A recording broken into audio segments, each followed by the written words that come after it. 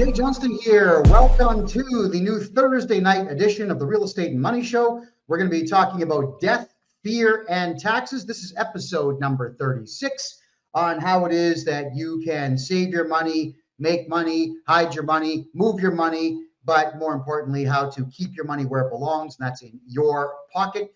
Your money does not belong to the Canada Revenue Agency. Your money does not belong to the IRS. Your money does not belong to the ATO or any other government body for that matter. The entire Western world has forgotten that tax dollars were supposed to build nations, not be used to fund terror groups all over the world, which is exactly what Canada, United States, and United Kingdom are doing right now, which is why I completely object to the modern tax system and why I would tell all of you out there that it's time to stop paying taxes in Canada. And if you have IRS debt in the United States, you'll be happy to know that my new corporation, Canmore Acquisitions LLC, is doing the same thing for Americans, which is getting them completely and totally out of corporate debt.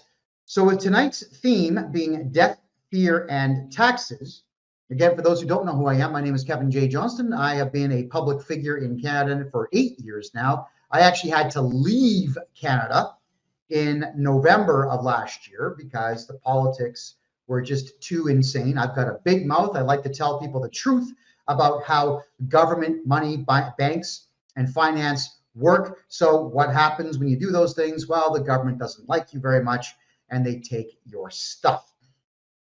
Quite frankly, I got tired of my stuff being taken. So here I am in the amazing country of Panama.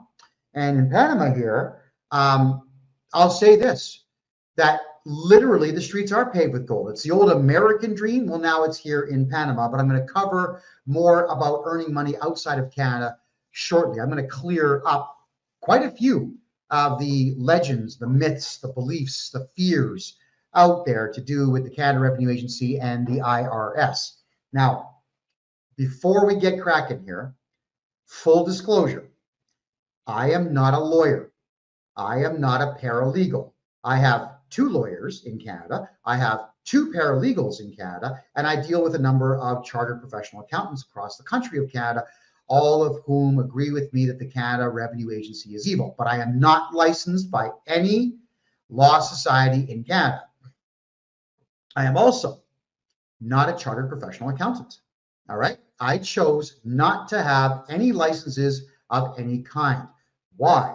Well, because you're always subject to rules and rules and rules. And then when you break the rules, there's rules to appeal the rules, but not if you're of a select type of individual, like a good-looking white male, for example. So there's rules to stop you from appealing the rules in the first place. It's ridiculous. So why would I want to subject myself to any of that? I have decided it's a much better move for me to simply take my expertise and help people get their strategies built and then push them towards the law office or the CPA office to get their taxes done there. Now, as for the IRS, I think that we can all agree, America, the IRS are insane. 2 words, insane. They have well overstepped their boundaries, and the IRS now is under investigation by the securities commissions and the FBI because there's over 1,000 of their staff members have been caught not paying tax, hiding tax, getting into tax shelters, stealing tax dollars. Holy smoke. So even the tax people are stealing from the tax office, and the tax office is busting tax people. It's a little bit out of control. Considering how little value we get for our tax dollars, I suggest we stop paying. So I will be telling you in advance which country I'm talking about when I bring up the subject matter tonight. So let's talk about Canada now, because I have no experience helping anybody in the United States close up an estate. But here in Canada, I've closed up many estates. Let's cover a little bit about estates. So you know that mom's on her last legs, dad's on his last legs, whatever it might be. Mom and dad have a house and a car and some gold, some jewelry, maybe a couple of stocks and bonds here and there, bank accounts and so on. Now, what happens when the brothers and the sisters can't get along? Right? Someone makes a phone call to the CRA, the Canada Revenue Agency, and someone else makes a phone call to a lawyer, and the lawyers go, hey, check this out. Brothers and sisters that can't get along. Let's put all this into probate. Now, probate is not something that you have to do at all. If all of you get along, you could do it yourself without a lawyer, really, if you wanted to. But the whole thing here is that everybody feels that mom loved me better. And I washed the dishes 4 more times than you did back in 1986. So I deserve half the house.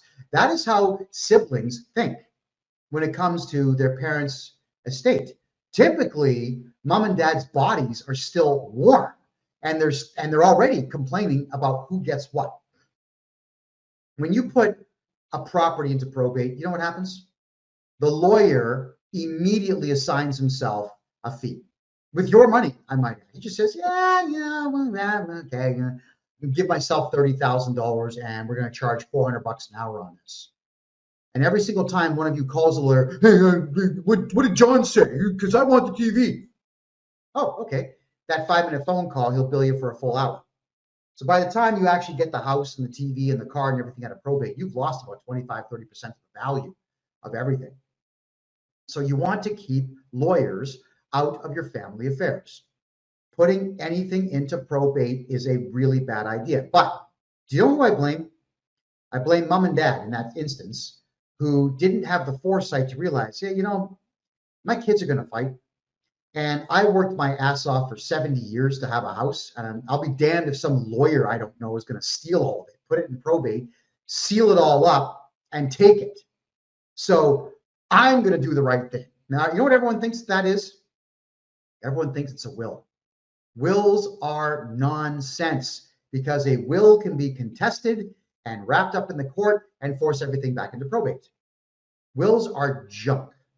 What we need to do as families, first things first, mom and dad, you're getting older. Mom, dad, you're in your 80s, whatever it might be. You know what your biggest problem is in your 80s? Is you tend to go backwards in your mental development. It's true. How many of you knew that your mom and dad were really strong and tough people in their 50s and 60s and then became complete wimps afraid of their own shadows in their 80s? It's a weird thing. It's a very strange phenomenon. And I've noticed this time and time again, where people get more fear-filled as they get older. If the Grim Reaper is what you're worried about, go to the gym. But if you're worried about the government taking your stuff, call me. We got to protect that stuff. So, mom and dad, if you're, let's say, even over 60, if your house is in your own name, that's a stupid move. All right? Stupid move. What I do with families like this is I say, look, let's not give the Canada Revenue Agency or anybody who doesn't like you the opportunity to sue you and take your house. Why don't we open up a numbered corporation in whatever province you happen to be in, designate it a holding company so it never does business, open up a bank account for that corporation, and then proceed to move the house into the corporation. Now, in the corporate bylaws, never mind the will, wills are junk, but in the corporate bylaws, all you got to do is go down to a notary public after you write your bylaws and just make this gesture and swear in that the corporate bylaws are accurate and you're of sound mind and body and blah, blah, blah. And here's the type of thing that we're going to write in your corporate bylaws for you. We're going to state that mom and dad, John and Jane Jones, have moved their house into a numbered corporation, and they have assigned themselves, let's say, 1,000 shares. John, he gets 51. Jane gets 42. So what do you got left over? What, 7, 8, 9? What you do is you give each kid just three shares, or 3% of the shares. And then in the corporate bylaws, it would state that should dad die, the 51% gets split evenly 2, 3, 4 ways between mom, kids, and whatever else. And the shares just move on to them. The house is going to remain exactly where it is, and that's under the ownership of the corporation. So guess what, guys? There's no probate. And there's no Canada Revenue Agency sticking its nose in your business saying, oh, what's that? Dad's dead. Give me some money. Give me some money. That's what they do. They know that they're going to catch you at a weak time. So they're going to hit you when you're weak, but also threaten you when you're weak. So you make the worst possible decision going. So we get you into numbered corporations. You got to do everything through corporation. Your car should be in a holding company. Your house should be in a different holding company. And any life insurance policies you have, or any gold and silver stocks, bonds, debentures, whatever else you have, should be in another holding company. And all of those should be under one umbrella company with very strict and stringent rules on how the structure of the corporation works. Who gets the shares when dad dies? All right, so what happens when one of our loved ones dies is everybody wants sympathy. This is something I don't get this phenomenon. You call your friends, my dad died, and then you go on Facebook, my dad died, yeah, and then you shout out from the top of your roof, my dad died. Why do you do that? It's nobody's business, right? In almost every country in the Western world, no matter what trouble you might be in, legally you're allowed to have 3 full days to mourn the passing of a loved one. Take your 3 days. Like just grieve, cry your eyes out, grieve.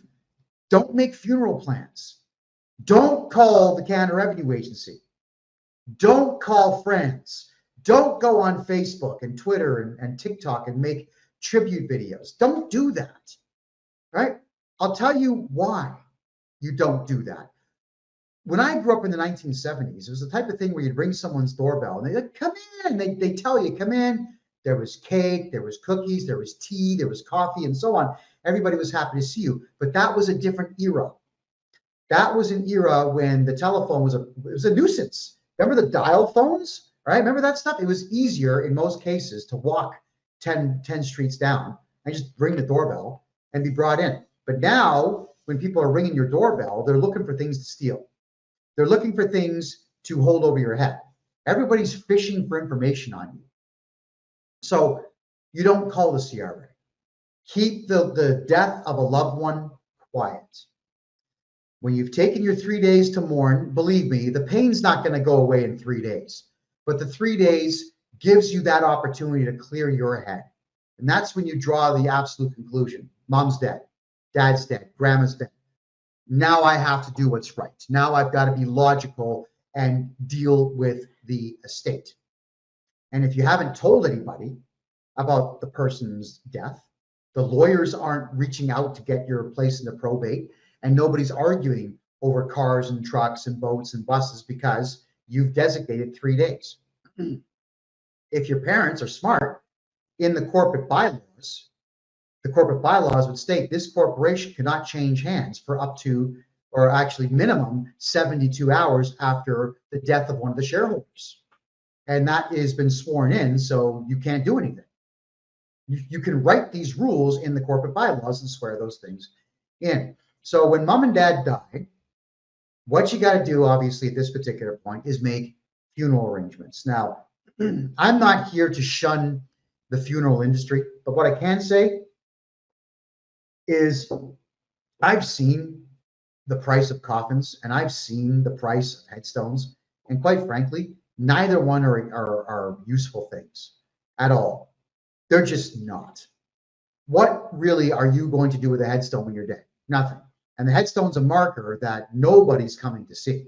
They just aren't. I mean, maybe 100 years from now, someone's going to walk around and tell ghost stories, and maybe they'll look at your headstone and say, oh, look, this guy died 100 years ago. Okay, so now they'll make up some ghost story about you, but that's about the only advantage to it.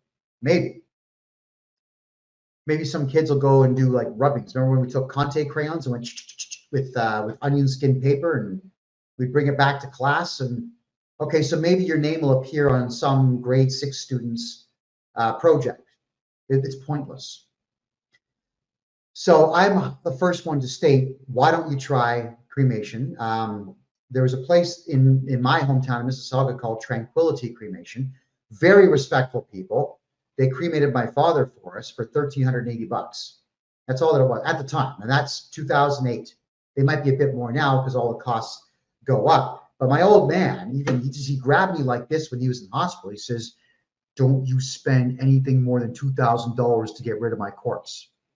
I said, "Okay, Dad, I agree to those terms. I'm not going to waste money on coffins and headstones and burial plots and so on. Why would I do something so stupid?"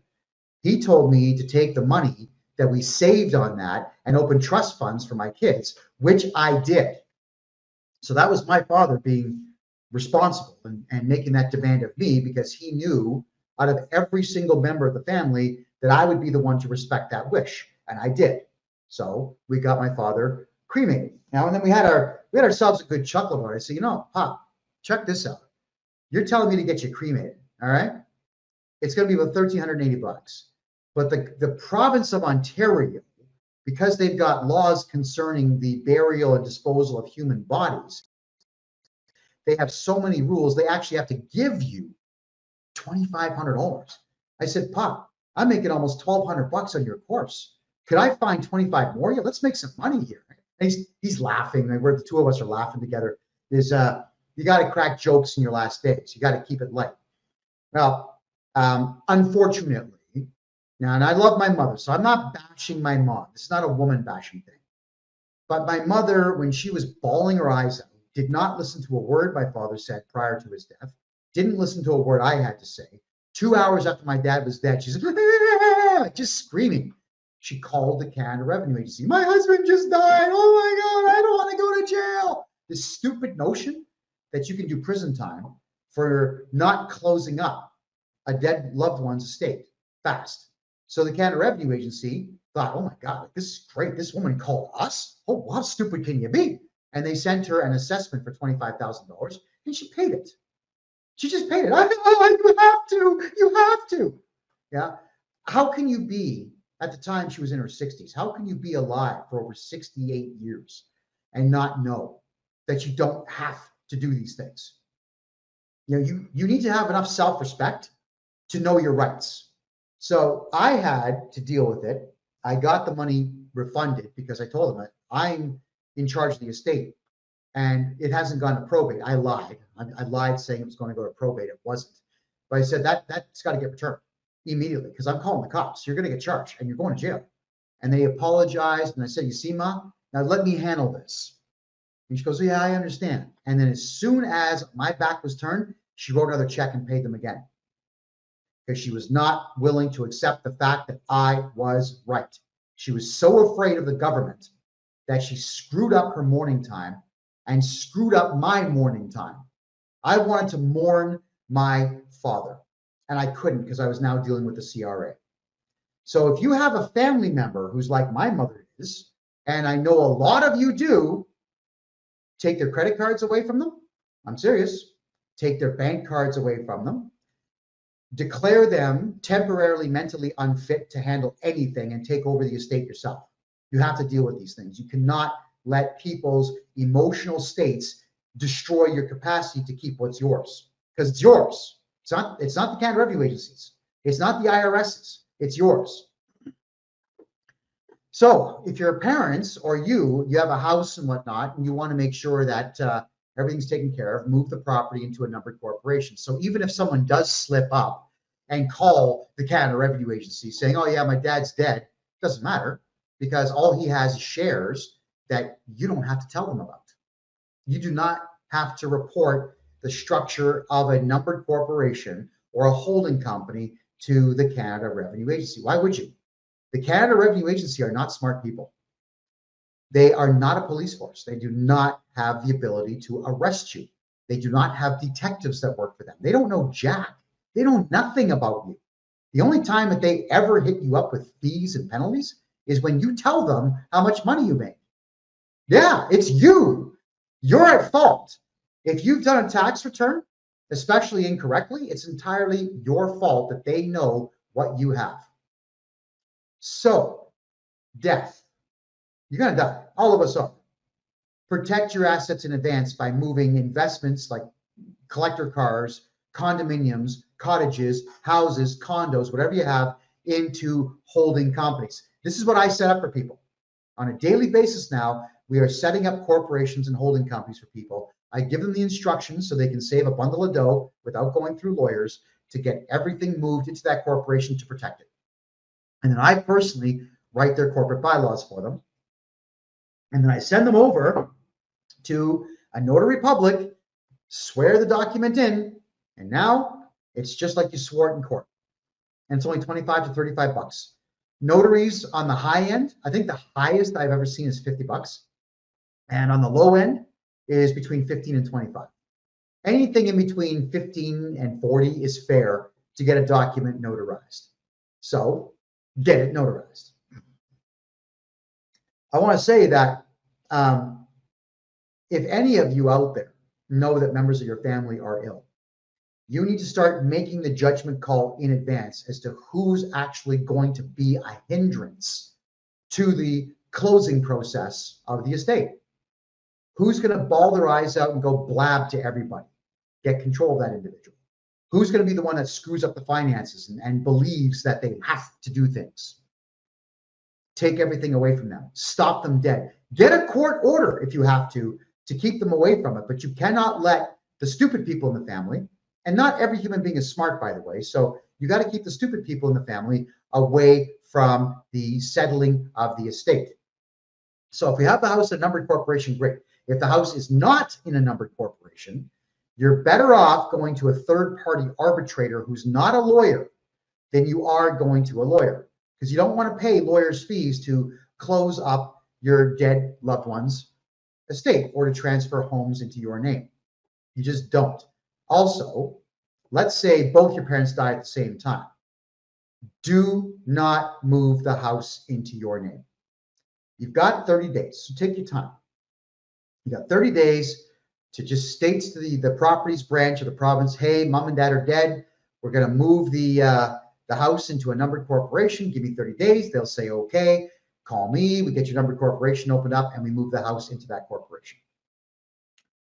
And if you do it my way, you don't pay tax when you do that. And there's a trick to it. I can't discuss it here because you know who is going to contact me. So, but if you have any issues with it, you contact me privately and we can get that done for you.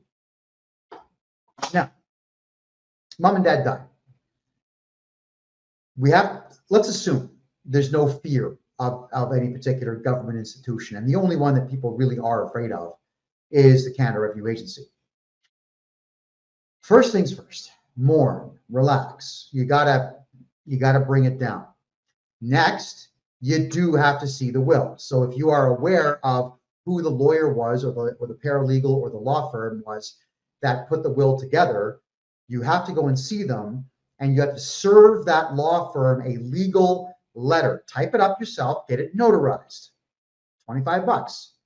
Serve the law firm saying that we need a copy of the will, but you are not to put the property into probate. We do not retain you. We do not wish to work with you. Release everything immediately. Now, that's what you do. And then you get a copy of the will, and you can start to do this stuff yourself.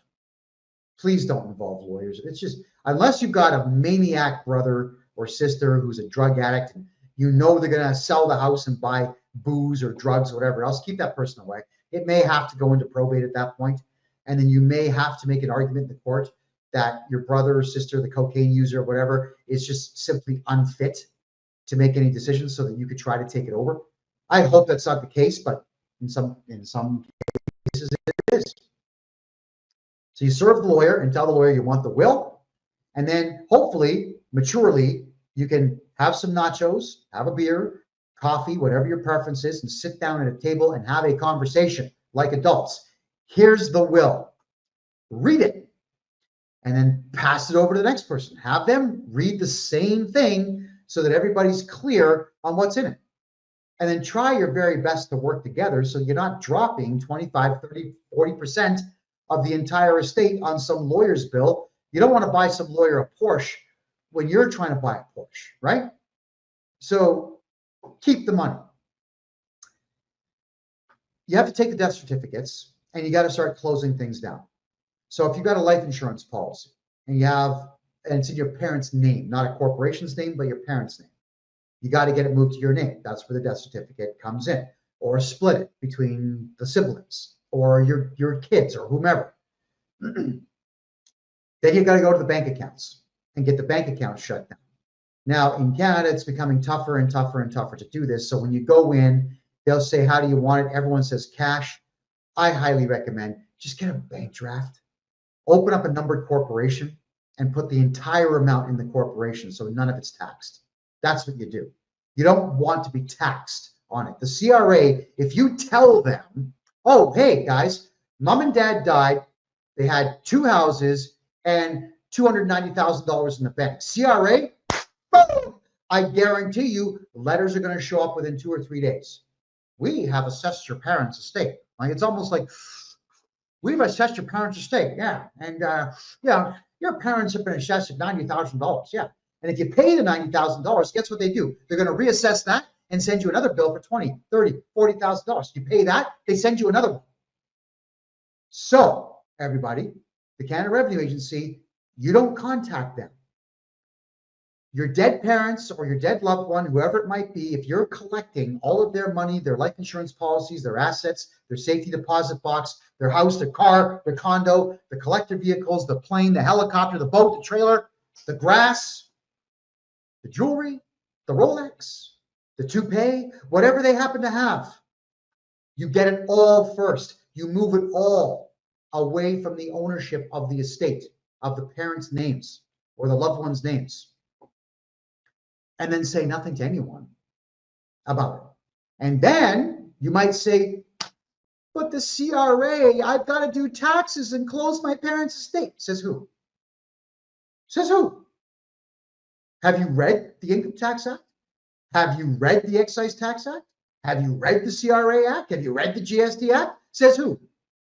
Who says that you have to do taxes for a dead person? No, it wasn't me. I'm telling you that you might want to do them, but not because you have to, but just because one day when you do them, they don't bother you anymore. Do you know how long you should wait before you contact the CRA to let them know that your parents are dead or your loved one is dead? Would you like to really know the answer? I bet you would. 3 years. You wait 3 years. Then you file your parents' final tax return. And you put their name, their social insurance number, 0, sign it, send it in. With a letter, very simple letter. Mom and dad are dead. Here's a death certificate. Don't ever call us again. Send it in. Now you have protected everything that your loved ones, your parents, grandma, whomever, have worked their entire lives for. You contact the Canada Revenue Agency last, not first. There is absolutely no law that the Canada Revenue Agency has at its disposal to force you to do a dead man's or dead woman's taxes in any short period of time. Not one. Trust me, I've been studying this for 40 years. Close your estate, get the money, get the house, get the car, get everything, divide it up evenly as per the wishes of your folks.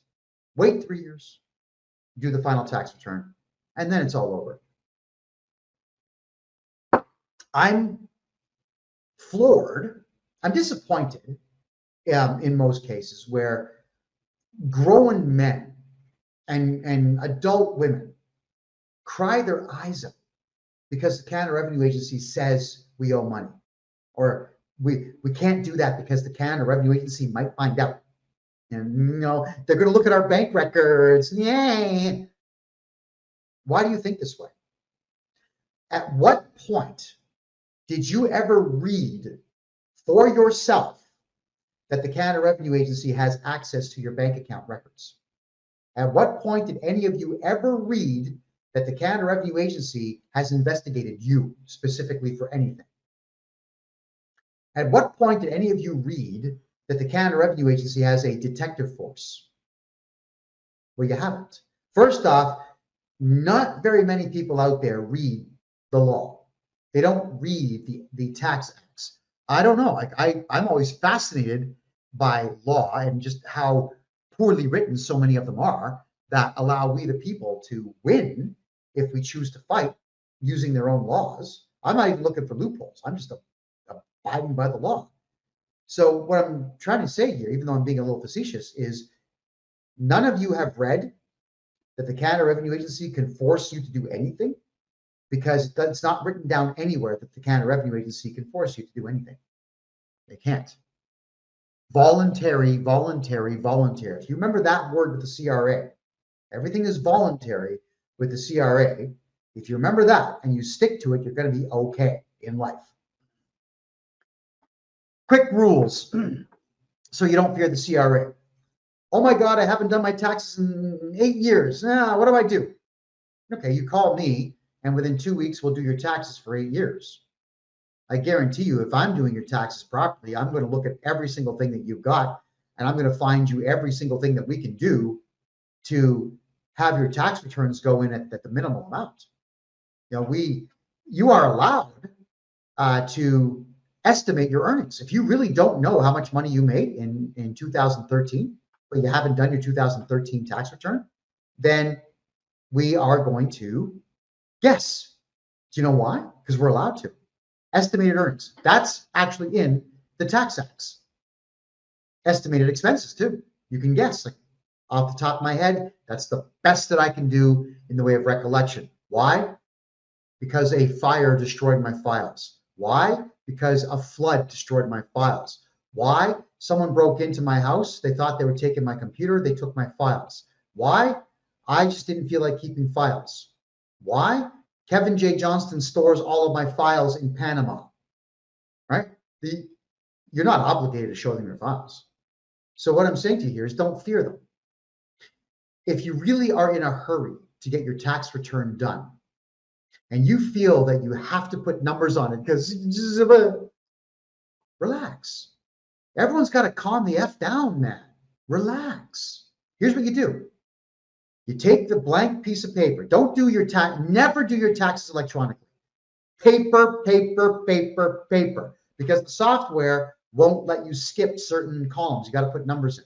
Even if you don't even have numbers, you still got to put something in there to advance to the next field. But on paper, you put your name and social insurance number at the top. You sign the bottom. You don't put any numbers on it, not even a zero, and send it in. Congratulations, you've done a tax return. Now, what they'll do is they'll say, what the hell is this? Like, what do we do? I don't know. That's usually what the conversation is. I don't know. So with them, I don't knowing, they go to the AI software they have and they say, what do we do? And the AI picks a number, writes a letter, and sends it out for mail. And the AI will say, our records show that you owe $26,200. Then the next sentence in those letters always says to you, you must pay this amount or respond to this letter in 14 days, or we will take legal action. Nobody ever sees the second half of that sentence. You must pay this bill by, or within 14 days, or respond to this letter. Now, which one do you think is cheaper? I would think responding to the letter saying, hello, dear CRA agent, my name is John Smith. You lied. I do not owe these taxes, and I'm going to appeal your decision. Now, if you don't feel like doing this, if you don't want to be confrontational with the CRA, call me, Al, at kevinjjohnston.com, book your consultation. I go to war with the CRA. I hate these people. I'm very proud of what I've done this year. I got 2 women to quit working for the CRA this year because I hounded them so much. And I hounded them legally with legalese because they were being completely insensitive criminals. They were breaking the law as they were doing their job.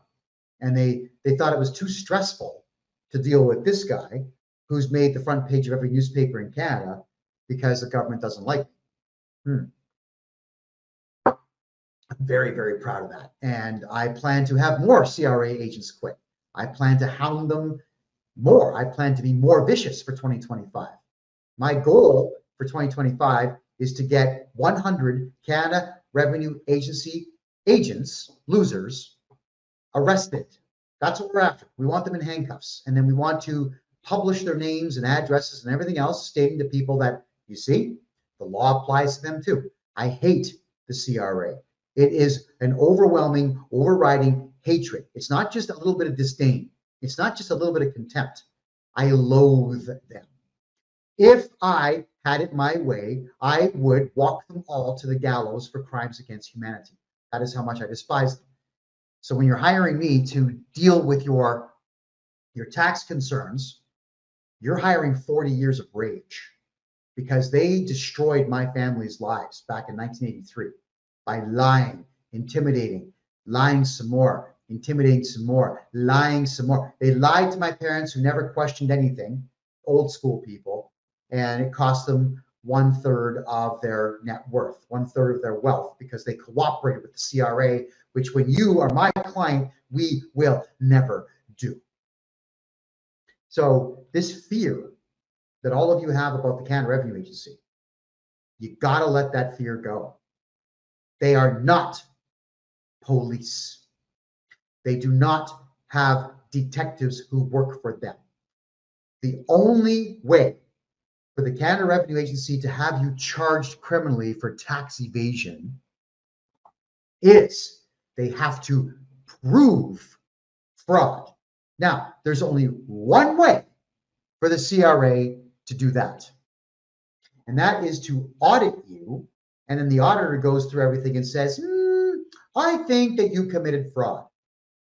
So we're going to take this report to the police, and the police are probably not going to listen to them, and try to charge you with fraud.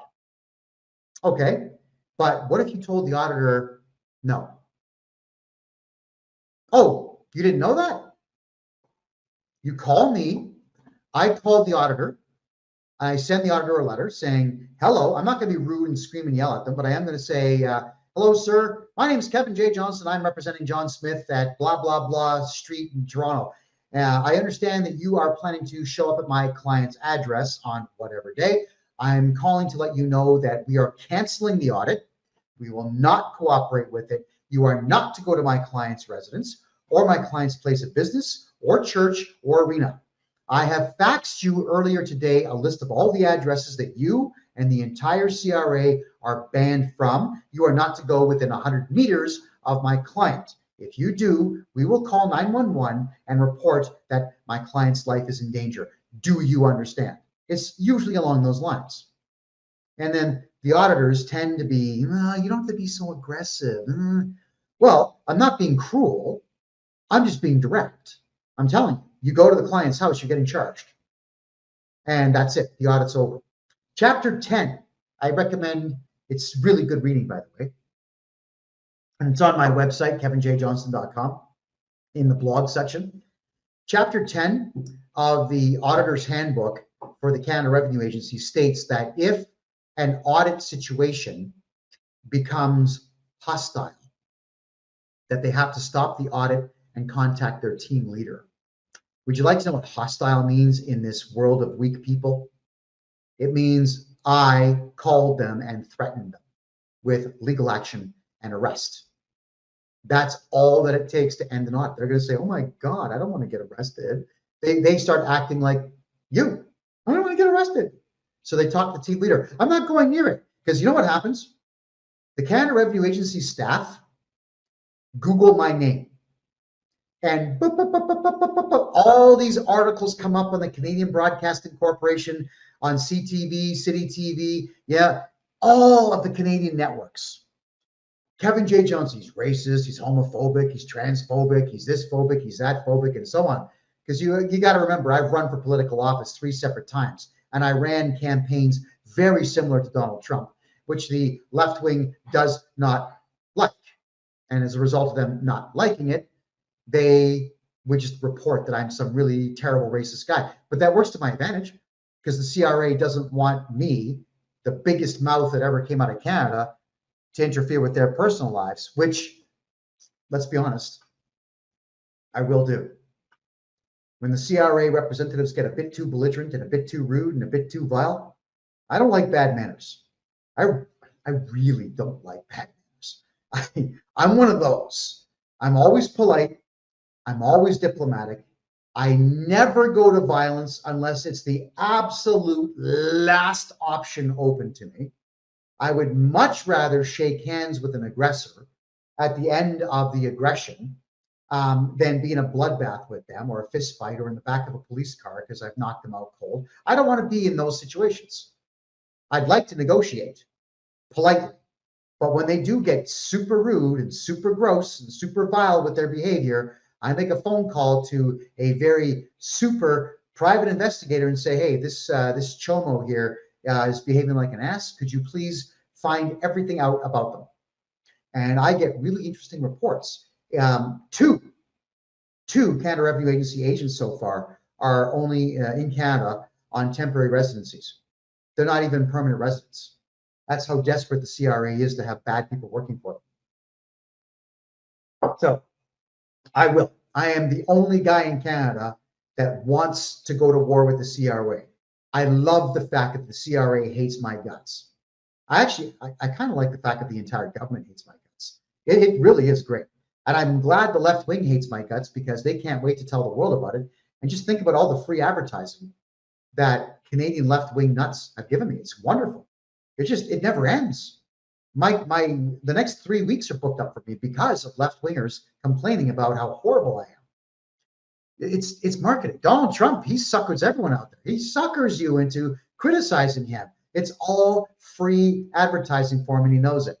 Okay, Louis Munns 508 is asking me here: is there something to do that I can do similar to this in the United States against the IRS? Now, you gotta understand, my friend, I am a Canadian citizen living in Panama right now. I've been studying Canadian law for about 8 years, but Canadian tax law for 40 years. And even though I did live in the United States from 1996 to 2000, working amazing jobs with amazing companies, I was in my 20s when that took place, and I had no reason to study tax law in the United States at all, because the company I worked for, they got me the green card and they took care of all my taxes. But if you have an American corporation, I can buy it from you if it has IRS or state tax debt. That is what I do. That my biggest moneymaker is me buying corporations from Canadians and Americans that have tax debt. And the way that it would work, my friend, let's say, for example, your American corporation has $100,000 of tax debt between the IRS and the state and the county and the region and the city and everything else. You would sell your corporation to me. I get your entire company, all the stock, all the shares, all the debt, and all of your assets. And then what you do is you buy your assets back from me for 10% of the value of your debt. So imagine you pay me 10 grand, you get to walk away from your entire IRS debt. And it's the same thing in Canada. You can walk away from the CRA debt. The following taxes in Canada, if you do this with me, I get rid of corporate income tax, payroll tax, CEBA loans, CEWS loans, CERS loans, repayable grants, GST, bank loans, corporate credit cards, leases, private contracts, all of that debt goes away. I haven't studied American bankruptcy law, so I'm not the right guy to ask on that. But I know Canadian bankruptcy law incredibly well. And a lot of people, your friends, but never go to friends for advice, okay? Just don't. Because you won't be friends for much longer if you take their advice about bankruptcy. Personal bankruptcy in Canada is extremely easy to do. Personal is easy to do if it's your first 2 bankruptcies. Your third one is just medium hard, not that hard. But your corporate bankruptcies in Canada are incredibly difficult. That you have to hire a lawyer because that's the rules of the court, and I hate that. You'll pay about $70,000 for a lawyer to then tell you that there's a very good chance that you will not be discharged from all of your debt. So why would you want to part with that much money to a lawyer who can't guarantee that your debt goes away upon bankruptcy? And that is the biggest problem with corporate bankruptcies in Canada, is you don't get out of debt when you go bankrupt. But if you sell me the entire corporation, you get to walk away from your debt in as much time as it takes to do the deal. And that, our fastest one is 6 days. That's all it took, was 6 days. In the United States, my fastest one, 3 days, because America is a lot easier to buy and sell products and corporations. All right. So what we do, or what I do, is I want you to understand that debt, your tax debt, can be a commodity that you benefit from. When I buy debt, I'm looking for other corporations to sell it to. A lot of companies out there are making too much money, and we should all have that problem. So what I will do is I'll contact those companies saying, guys, I just bought $1.6 million of debt. It's a corporation based in, I don't know, Whitehorse. Would you like it? And they'll, of course, they'll jump on it. Or what I'll do in some cases, I might buy $1 million of debt. And then I send letters into the Canada Revenue Agency as some name that's not my own. And I'll say stuff like, F you, screw you, you suck, nah, you can't get my tax money. And they get angry. So what they'll do is they put penalties on the debt, and then they put interest on top of the penalties. So if I buy $1 million in debt, but one of the companies that I'm going to sell it to wants $2 million in debt, all I got to do is just make crank calls to the CRA and send them letters that are full of profanity, and they will just up the amount of debt. So I can call my client 3 months later and say, you're not going to believe this, but the CRA just doubled the debt. Would you like it now? So, and believe me, that's when they're going to buy it. So debt is a commodity just like used cars. It took me a long time to learn this. 40 years, in fact. This is not something that I just made up willy-nilly. This is something I've been studying for a very long time.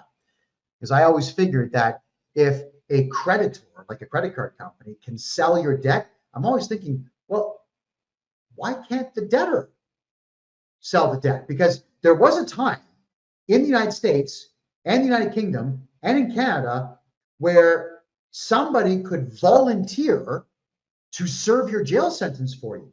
So the jail sentence was kind of like a commodity for the state who would make money on your incarceration. Yeah, they didn't care who was in the prison. They just wanted somebody in the prison. Well, you can't do that now, but the debt is the same idea. And that's why I do what I do, because the commissions are really good. And it's a really good feeling also to take someone's entire debt away from that. So it's amazing how much sleep the average person loses when they're in that much debt. I know. I was there once. I went bankrupt back in 2003. And it was this big sigh of relief when it was all said and done. But I didn't know in 2003 all the laws and all the tricks that I know today. I would not have gone bankrupt back then. I would have put everything into the courts and just stretched the debts out until it was past their time that they could collect, which is between 2 and 7 years. I would have played it a lot differently back then. So now we've come a little bit full circle here on the whole death, fear, and taxes part of tonight's show. I want you to understand that in death, you can lose everything you work for, unless you protect it in advance. And unless you, the people who are going to benefit from the death of the loved one with all their stuff, if you don't keep your mouth shut and you start telling the CRA that your loved ones are dead, you're going to lose everything. So when your parents die or your grandparents die, your aunts and uncles die, shut up. Make it a private mourning session for you and the family. Wait 3 days before you make any choices. And don't tell the CRA, the Canada Revenue Agency, that your parents are dead until 3 years later. Just ignore the CRA in that time, unless they get hyper aggressive and they find out that your loved one died. And they only find that out if somebody in the family tells them. So it's not like they know until you call them and tell them. If that's the case, you got to get a hold of me, because I'm going to appeal their decisions and force them into tax court 2 years later. That is what we need to do. Now, assessments. A lot of you have been emailing me quite a bit these days about what do I do when the Canada Revenue Agency assesses me? Well, what do? You call me. First thing that we do is we object. We fill out all the legal paperwork, we object, and we demand an appeal. And then we wait a little bit, but every single month, we're going to demand disclosure. They're not going to give it to us. Every single time I go to tax court now, we win. You know why? The CRA either doesn't show up or they don't give us any disclosure. In Canadian law, in Canadian case law, I'd like all of you to look up the case of R versus Stinchcomb, Stinchcomb, R.V. Stinchcomb. In that case, there was a criminal charge, where Mr. Stinchcomb was found guilty, but he wasn't given disclosure to properly defend himself, so he appealed the case and he won. So from there on in, you have to have full disclosure for any court case or any tribunal in Canada. And if they don't give it to you, the case gets thrown out for non-disclosure. That's what we do here, everybody. It's their rules. It's the court's rules. I didn't write them, but we play by their rules.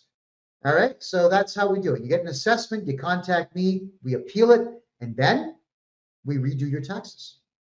Because their assessment is only based on a guess.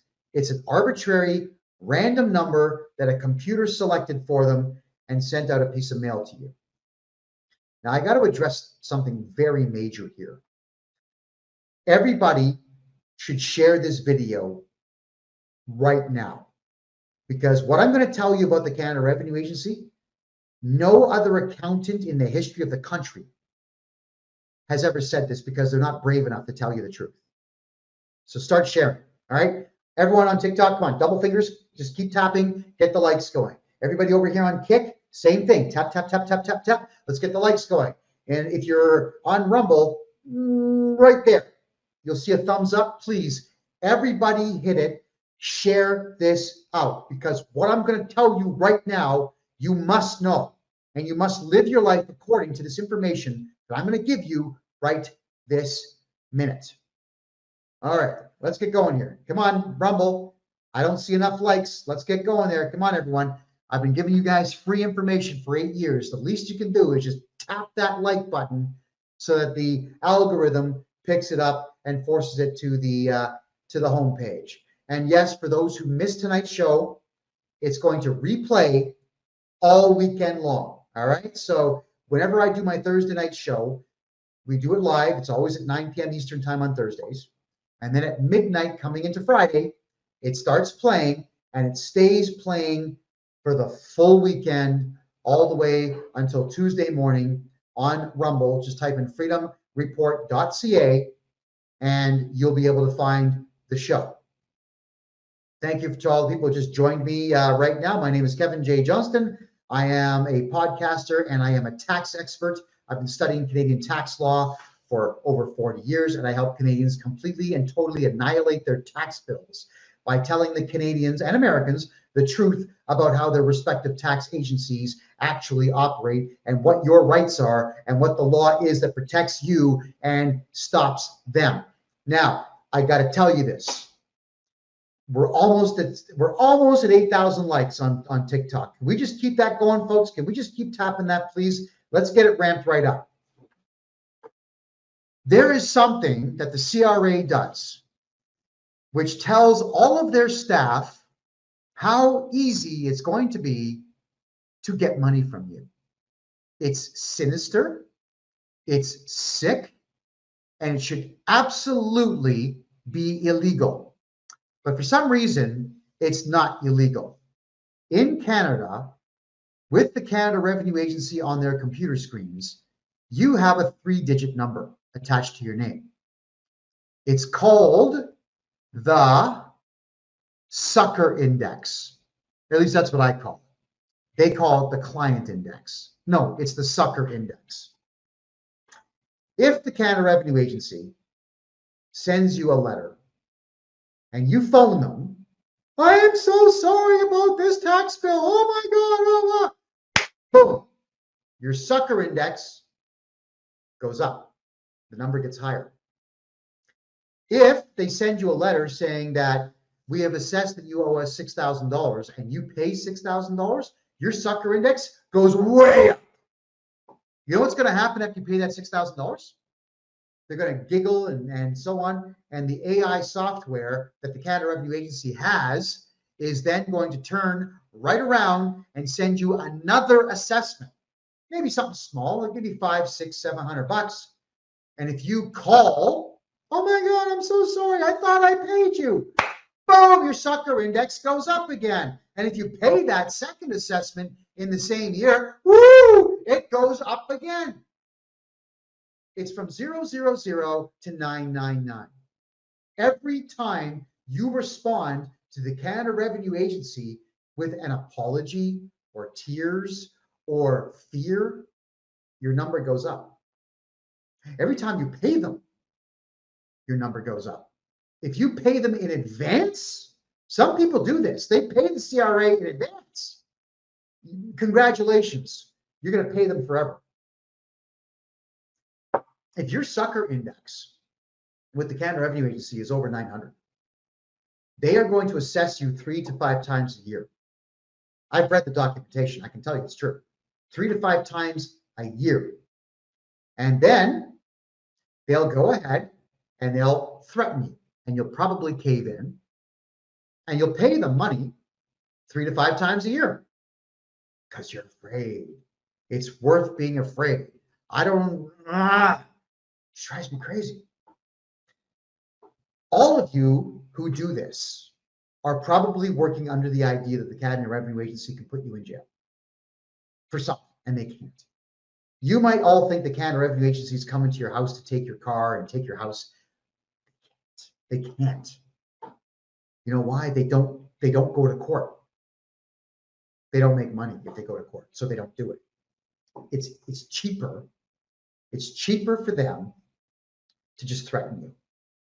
And because they threaten Canadians, the Canada Revenue Agency is making between $280 and $400 billion a year off of just personal taxes in Canada. Never mind corporate taxes, never mind goods and services taxes, never mind tariffs, never mind airport tax or road tax or liquor tax or cigarette tax, never mind all that. Imagine $280 billion, that's a low number for the Canada Revenue Agency. In a population of only 40 million, with 11 million people right now unemployed, how in the hell are they getting that much money? It's because you're voluntarily handing it to them. So you got to keep your sucker index low, man. You do. My sucker index is 000. When they see my name, they think, gosh, it's a Kevin J. Johnston guy. It's that racist guy on CBC. It's that racist guy or that homophobic guy on the radio. Oh man, I'm not calling him. Well, they know what they're going to get. They're going to get me keeping them on the phone, recording the conversation as long as I can keep them on the phone, asking them every single solitary question I can to make them look like the idiots that they are. So they don't call me for any personal reasons, and I haven't paid income tax in 24 years, and I won't. So you are completely and totally in charge of how much money that they are going to ask from you. Stop talking to them.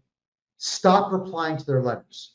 Just hire me. It's $150 for an hour consultation. I'll write your first letter to them free of charge, and I'll talk tax strategy with you. Take away your fear. You've got to take your fear away. I want everyone's sucker index to be at 0. Here's the good news also. I'll share this with you. If you hire me at 0 additional cost, what we do is we provide you with the appropriate form to fill out to have me be your representative against the CRA. So as soon as I get set onto your file, your sucker index does that. It drops. Why? Because my reputation precedes me. I'm the guy that will go to the CRA representative's house and file court papers and serve them, probably on camera. Definitely on camera. I'm the guy that's going to record the conversation with you and humiliate you at a later time. I'm the guy that's just going to do everything he possibly can to not just make you angry, make you cry. Because I hate you. I hate the CRA. And all of you need to hate the CRA and not fear the CRA. Now, if you don't fear them, that's good. You may just not know what the steps are to get rid of them. Get a hold of me. My website address, kevinjjohnston.com. Grab yourself a 1-hour consultation. And we're going to go through all this. And we'll cover personally, one-on-one, mano a mano. You can record the conversation if you want. And we will discuss your tax situation. I mean, I wouldn't play that for anybody. I wouldn't tell anybody what your personal tax situations are.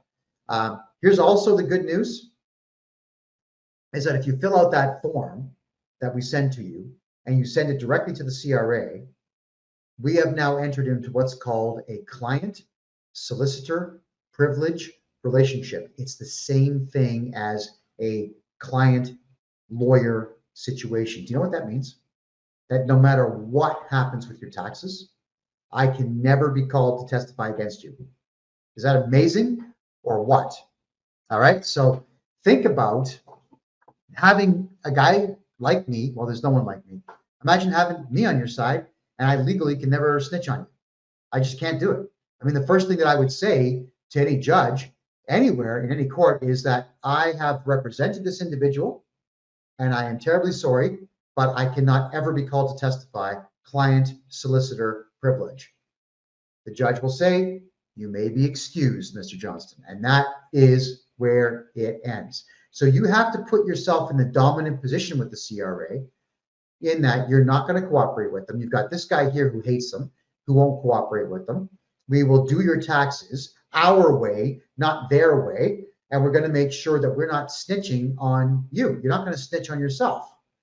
All right. So I really cannot stress enough that you got to stop talking. Everyone talks too much. You have the right to remain silent. That does not mean that you are being detained. It means that you've got the right to shut up and not share any personal details that will be used against you to take money from you in the future. Yeah, like a lot of you are starting to realize that you don't have to talk to cops. You just tell the cop, am I being detained? Oh, okay, if that's the case, I want my lawyer. And shut up, stop talking. Don't give them any reason to be able to charge you with something. CRA, same thing. They call you. I'm sorry, you can't talk to me. Kevin J. Johnston is my agent. Phone him. Here's his phone number. Don't call me again or we're calling the cops. Hang up the phone. You got to put yourselves in that kind of a position where the CRA is afraid to call you. Now, let me tell you something about the people that work there. They're all cowards. They're cowards. You know, a lot of them will say things like, I'm a really good person. I'm just doing my job. I don't mean to hurt anybody, but I'm just doing my job. Well, you are hurting people. I don't care that it's a job. You're hurting people. Hitler used to pay people to cut human beings in half. That was a job. They were hurting people. It's not a good job. And you should be punished to the limit of the law when you do your job and you break the law doing it. Or when your boss says, break the law, and you do it. You arrogantly believe that you can break the law because someone else tells you to? I mean, if your boss walked up to you and handed you a pistol and say, shoot that random guy in the head, would you do it? I think some people would. Don't do what you're told when it's going to get you in trouble.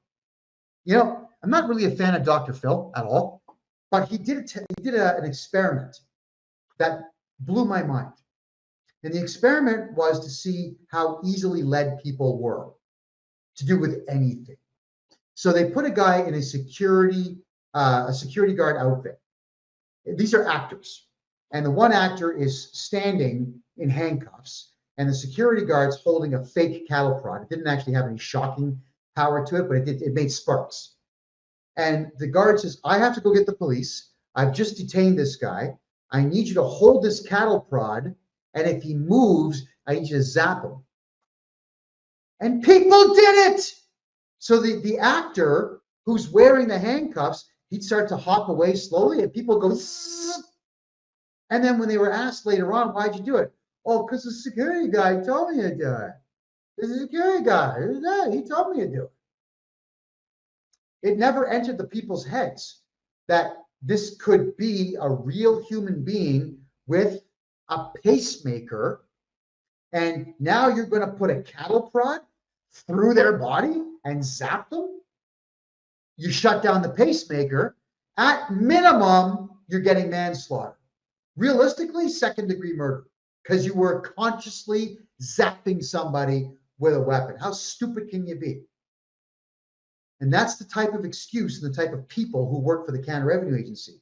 I'm just doing my job. My boss told me to do it, so I'm going to call people and harass them. And I'm immune because I work for the CRA. And then when I tell people, you're immune to nothing, and you're getting on my nerves, and if you like, I can track you down, and we can serve you a summons to appear in criminal court at your home on camera. And when I do that, believe me, the whole world's going to know your address, because I'm not going to hide it. Why would I? The person got arrested, breaking the law. The summons has their name on it. It's a court document. It's a public document. I can publish it legally. So I want everyone to understand that these people are stupid. The Canada Revenue Agency people, they're dumb. They honestly think that they can do these things because their boss or their team leader says they can. And you're falling for it. And I'm asking you not to fall for it. Please do not fear the Canada Revenue Agency. Call me. Get a hold of me, and I'll go to war with them for you. If you think while watching this show that I might be a bit too obnoxious for you, fine. Here's what you can do. Call an accountant. Let's say you got to get your taxes done. Phone an accountant and just say, hi, I'm looking to get my taxes done. If you do my taxes for me and the Canada Revenue Agency decides to audit me, will you cooperate with the audit? If that accountant says yes, hang up the phone and call the next one. Go ahead, try it. I bet if you call 20 accountants, all 20 will say, oh, well, of course we will. You have to obey the CRA. That's what they're going to tell you. You know what else they're going to say to you? Well, if we don't cooperate, we could lose our license. Do you know accountants believe that the Canada Revenue Agency can take their license away? Yeah, they actually believe this. The CRA has no capacity to remove a CPA's license or an accountant's license or a paralegal's license or a lawyer's license. They cannot remove your license. They are not an authoritative or judicial body. They are losers. That's all that they are. They are funded by the federal government, but they work at something called arm's length from the government. And that way, the federal government gets plausible deniability when CRA staff break the law. Because, well, they don't actually work for us. That's what they'll say. Yeah, you know, they're a wing of the federal government, but they don't actually work for us. And that's how the Fed protects themselves.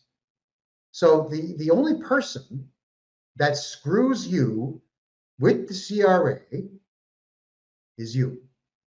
I need you all to stop talking to the CRA. All right? It's a headache for me sometimes, because I do get phone calls from clients of mine, and I'm not mocking them. And I am eternally patient with people. Eternally. But it can be a little aggravating sometimes because I know the stuff and I know that you don't know. So when you are a client of mine, I will always treat you with respect. And if I have to repeat myself 25 times to get you to understand, I will. But you are going to have to make a decision. By the time we've gone through the same thing over and over and over again, you got to make a decision when you hire me to do your taxes for you. Is decision number one, do you want your sucker index to be high and pay the CRA 3 or 4 times a year? Or B, do you want to never pay them again? And I'm not going to tell you what choice to make, by the way. I give you all the options and you decide. All right. I'm just answering a quick message here. All right, so let's have a quick peek at your questions here. All right. Gloria is asking a really good question. Will they not contact the people you sub work from? Yeah, yes, they will, but you have rights. Chapter 10 of the Auditor's Handbook for the Canada Revenue Agency states to a CRA representative, if you go to the owner of a business and he won't cooperate with the audit, go to his spouse. It actually says that. Or go to the business partners. If they won't cooperate, go to the staff and threaten the staff. If they don't cooperate, go to the suppliers and threaten the suppliers. If they don't cooperate, go to the customers and threaten the customers. I get rid of that too. If they do any of this, do you know what that is? That's defamation of character. You could hit the auditor and the CRA with a $1 million lawsuit, hands down, flat out. Because if they say, well, we're with the CRA and we're auditing your boss because we think your boss did something wrong. Huh? No, they're interfering with your livelihood. It's defamation. You also have the right to tell your staff, hey, everyone, the Canada Revenue Agency has lied, and you serve a legal document to all of your staff, and you tell the staff, if any of you speak to the CRA or any officer of the court or any officer of the police without a warrant presented to you, not only are you fired, but I will sue you for breach of contract and defamation of character. So your staff, your staff might think the CRA can arrest them. You have to educate the hell out of all of your staff. You got to educate them. You got to make sure your staff know what your rights are as an employer and their rights are as citizens, and how few rights, actually how none rights, how no rights, how few rights the CRA actually has. You have to educate your staff. You have to educate your family. You have to educate your suppliers. You have to educate everybody who makes you money that you will not cooperate with the CRA. You cannot let them do that. So yeah, the CRA, the chapter 10 of the handbook teaches auditors how to be sneaky, conniving snakes in the grass. But when you issue the defamation notice and the no trespassing notice, and you also warn them that you now feel threatened, they have to back down. And then you hire me. And then I go to battle with the guy if I have to. Oh, absolutely. You know, what I could do even is I could tell the CRA representative, I tell you what, I have all my clients' files. I have them here in Panama. Get on a plane and I'll let you see them. You know they're not coming here because they would have nobody to protect them while they were here. And you also know I've spent the last 6 months in this amazing country here in Panama building relationships with the government and the police here. So if I was to tell the police, see that guy there, criminal, cops will arrest him, put him on a plane, deport him, ban him. It wouldn't take much. It's different here. And the CRA is used to having their way because they know that they can call the police and say, he's yelling at me, which is your right, especially if they're on your property. And that's when you tell the cops, yeah, this guy here is harassing me, harassing my staff, trespassing, threatening me, and get him out of here. The cops will have to do it. I've helped clients with this before, and I've had this kind of fun before, where and this is where married couples need to have better communication. But it was a married couple that ran a business, and the husband, I'm not going to name them, husband said, you know, Kevin, you're right. I'm not going to cooperate with the audit. And then he and I went out, we got coffee because we were going to sit down and actually review his taxes for the day. And we got into his office and there's the auditors. the wife, who's a business partner, was so afraid of the CRA, she invited them in. So, I was pretty staunch on this. So who the hell are you? Oh, we're with the CRA, and he goes in his pocket and he shows me this little badge. I said, oh, very good. Didn't I tell you not to come here? Well, we got permission from the wife. I said, she has no say here. I'm the legal agent. You were told to communicate with me. Why did you even call her? And then they start, well, we have the rights. No, you don't. No, you don't at all. I said, gentlemen, if I were you, I'd pick up your shit and go now. Because if you're not out the door in 30 seconds, I'm calling 911. And they actually ignored me.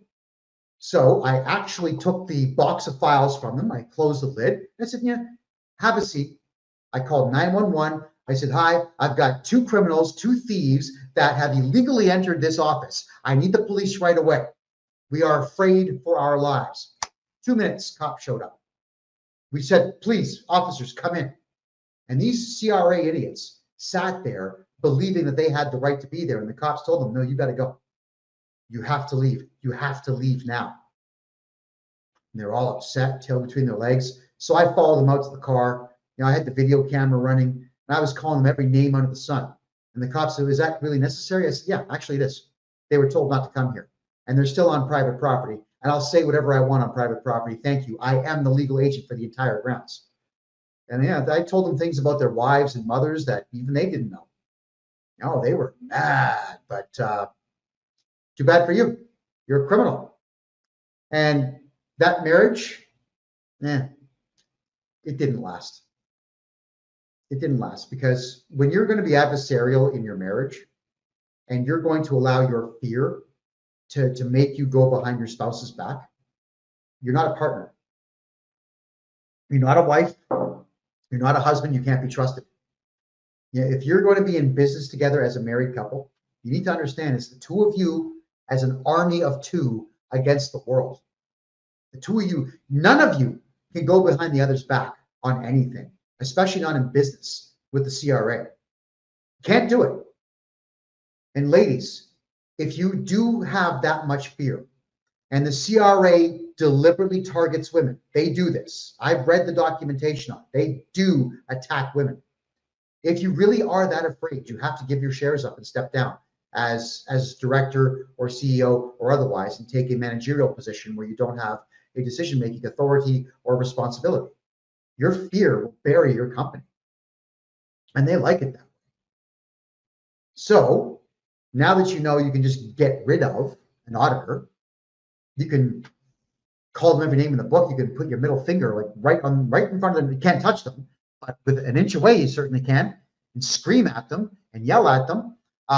As it turns out, I got a legal opinion from my lawyer. I was asking, if you've got a 10 milliwatt laser pointer from wickedlasers.com, the ones that bounce off the surface of the moon, you've seen these ones? And you're accidentally shining it in the eyes of a CRA representative who's trespassing inside your office. Is that considered assault with a weapon? My lawyer says, where do you come up with this stuff? Really? Yeah, these are thoughts that keep me up at night. What answer does he want? So he came back saying it's actually not illegal if it's not deliberate. So I just, I could always say, oh, don't have my glasses on. Oh, I can't see what I'm doing. How many times have you guys seen security guards in malls put the strobe light effect on their flashlights to not let you see? It's a dirty tactic. So whatever, especially during the COVID times, I always had a laser pointer on me because when they would pull that stunt on me, I'd pop the laser pointer out and return the favor. I hate that. I hate that. It's like a fist in the face, and it's worse because you can't see a fist or a stick coming when they do these things. So I did all of these things to irritate the CRA staff to prove to my clients, plural, they have no power. Don't cooperate with them. You don't cooperate with the CRA. I had a conversation, and I'm not going to get into the reason why this conversation took place, but I had a conversation with the regional director of the CRA for Ontario Southwest, which would be pretty much from Toronto to the Detroit border. And I asked the guy a series of questions. So, he's been around for 45 years in the CRA, he said. And I asked him, can you do jail time for owing money in Canada? No. Can you do money for not doing a tax return? No. Okay. Well, what do you do if someone refuses to do a tax return? He says, well, we might ask a judge to order you to do your taxes. Okay. So remember what I said earlier in the show? If they get a court order where the judge says you have to do your tax returns, name, social insurance number, signature, no numbers, send it in. Congratulations, you've now met all the rules within the court order. That's as far as their power is going to go. Then I asked them, and I knew the answer, but I wanted this guy to say it himself, which he did. I said, if my client doesn't pay his tax bill, will you take him to court? No, he says. The CRA does not sue people. Do you know why they don't sue people? He alluded to it, but I'm going to tell you why. First off, the Canada Revenue Agency doesn't have any laws that identify it as a governing force within the country. That's number one. Number two, the Department of Justice supply lawyers to the Canada Revenue Agency, but the Department of Justice doesn't do it for free. The CRA actually has to pay from their budget to have those lawyers represent them, which the CRA is not going to do. There's a chance they'll lose. And if they, well, a very good chance they'll lose. And if they lose, then that sets a precedent for we the people and against the CRA. And if the CRA loses, then what you've done is you've shown their weakness and our strength. So they don't sue you because they don't want that to happen.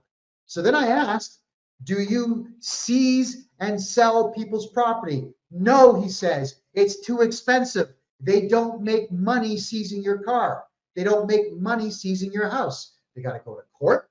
They got to win the court case. They got to file the appropriate motion to get it done. The judge has to agree. If they get it done, they got to go and hire a lawyer or an auction house or a repo man. Everybody gets paid, and the CRA knows that if you can't afford to pay taxes, you probably don't have any assets that they could sell anyway. And they don't have permission from the DOJ to do it anyway. Look at that. No, they don't seize your property. What they'll do is they'll get a little sneaky about it. They will get a writ, not a lien, a writ against personal property like tractors, trucks, trailers, boats, cars, and houses. But if you contact me, then we get rid of that writ. First off, we get your taxes done. We appeal their decision. Secondly, and then we sue the CRA third, and then we file a motion in the court to get rid of that writ. And it all gets done within 6 months. All of it. What are we all afraid of here? Why are we afraid of the Canada Revenue Agency? They don't do the things you think they do. Now, a lot of you say, yeah, but they took money out of my bank account in Canada. Okay, I have to explain this one to you. And then prepare to get your mind blown again. Cheers on the rose. Thank you, Ashley. The Canada Revenue Agency has the right to send a threatening letter out. But so do you, and you, and you, and me. So anybody can send a letter out saying, I think you owe me money and you better pay. It's true. So the Excise Tax Act does give them the right to do that. You've got the right to hire me and have me tell them to get lost.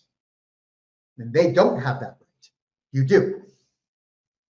The CRA has the right to guess what your taxes are, but they don't have the right to enforce their guess.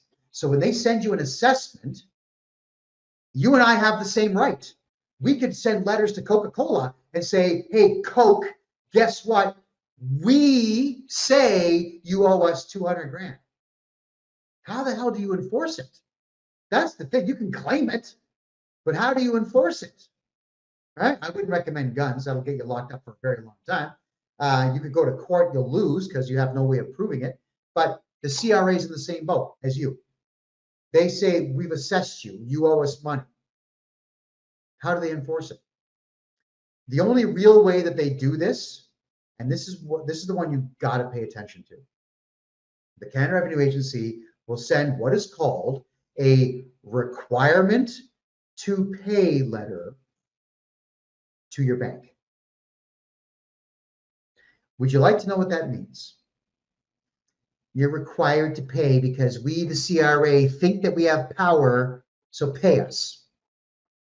It's not the CRA who's at fault when they do this. When the bank gives them money, it's the bank's fault. The bank can say no. Just like you and I, we can say no. The bank has the right to decline the Canada Revenue Agency and say, we're not going to give you money. And the Canada Revenue Agency will say, just like Dora the Explorer, oh man, I'm going to get really mad.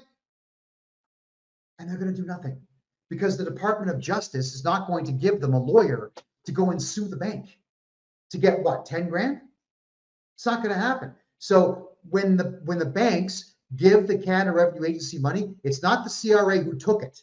It's the banks who gave it, which means you sue the bank and you file criminal charges against the bank manager. Now, the bank manager is going to say, but it wasn't me. I swear it was head office. So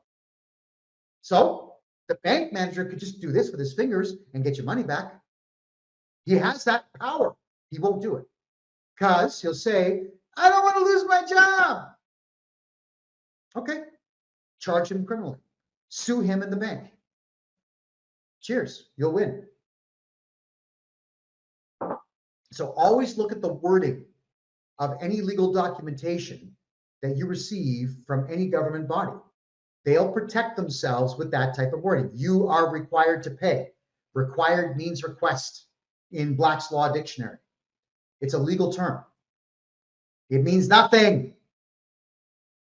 It means nothing. The banks just choose to cooperate. So do most employers. You are required to garnish this person's wages. If your employer had any balls and cared about their staff, which they usually don't, they would say, this is not a court order. You go get a court order or never contact me again, or we're going to charge you criminally for harassment, extortion, fraud. If your boss is a real man, your boss is going to call you in the office and say, hey, look what the CRA sent me. I'm not going to cooperate, just so you know. And your boss would say, I'm so cool that I've just hired this Kevin J. Johnston guy, me, to do your taxes for you so that this problem goes away. I hate Canadian employers. They don't do anything for their staff at all. They are cowards, the vast majority of them. You want to know why the Canadian economy sucks? It's not necessarily just because of Justin Trudeau and the Liberal policies, but it's because Canadian employers are greedy and cowardice all at the same time and do not do anything to protect their staff from the outside world. Whenever I ran companies in Canada, I always would send letters into the CRA, and they were vulgar and they were crass. Oh yeah, I would tell them flat out, I am not going to cooperate with this. Get a court order. You go talk to a judge wearing a gown when court's in session, and you get that order. And they wouldn't. I'm telling you now, they won't. They're not going to go to the judge and get a court order to garnish your wages. So when the CRA tells your boss to garnish the wage, your boss is the one that screws you. The CRA just made the request. Your boss did not have to say yes. Your boss could have protected you, and they didn't. Who do you sue then? Sue your boss. Stealing your money without a court order? Holy crap. You'll probably win 100 grand. Easy. Absolutely you would. Right? Requirement to pay is not a legal command. It's not even lawful. It's illegal, really, because if they're going to make that kind of a claim, then what they're doing is they're claiming to be something that they are not. It's actually fraud. But it's the bank that commits the final fraud by turning the money over. I'm just going to look at your questions here. What is the CRA? Canada Revenue Agency. They're like the IRS, except 1/5 as smart. Maybe. Okay. Is there a way to stop an employer from withholding tax? Go on contract. level with your boss. Like, don't say, hey, boss, I want to go on contract because I don't want to pay taxes anymore. Don't, no, no. In Canada, when your employer deducts, let's say, $300 a week off of your taxes, he's got to pay that 300. He chooses to pay that $300 to the CRA, but he also has to pay another $300 on top of it. He's got to match whatever he takes from you. He has to match that and send it into the CRA. Is that crazy or what? So you tell your boss, say, listen, boss, you're deducting $300 a week off of me, and you're also paying an additional $300 off of me. But if you put me on contract at $1 an hour more, and I just charge you GST or HST or harmonized tax, whichever one it is, you will save, and show them, $27,000. So fire me and then hire me on contract. But to go on contract, I highly recommend you have a numbered corporation with a GST number or an HST number or a PST HST number, and you get a bank account, and then the corporation bills for the time. Now, if you have a numbered corporation, don't declare personal income tax. That's stupid. Have your personal income tax at zero. Why would you bother paying personal income tax when your corporation can pay all your personal expenses for you? And it's legal to do because you're not going to cooperate with the CRA and tell them what you spend your money on. You know, CRA reps, they ask all kinds of questions. Hey, did you use your corporate account to buy groceries? None of your effing business. Get out of my face. This conversation's over. Why? I'm floored at the fact that people don't raise their voice.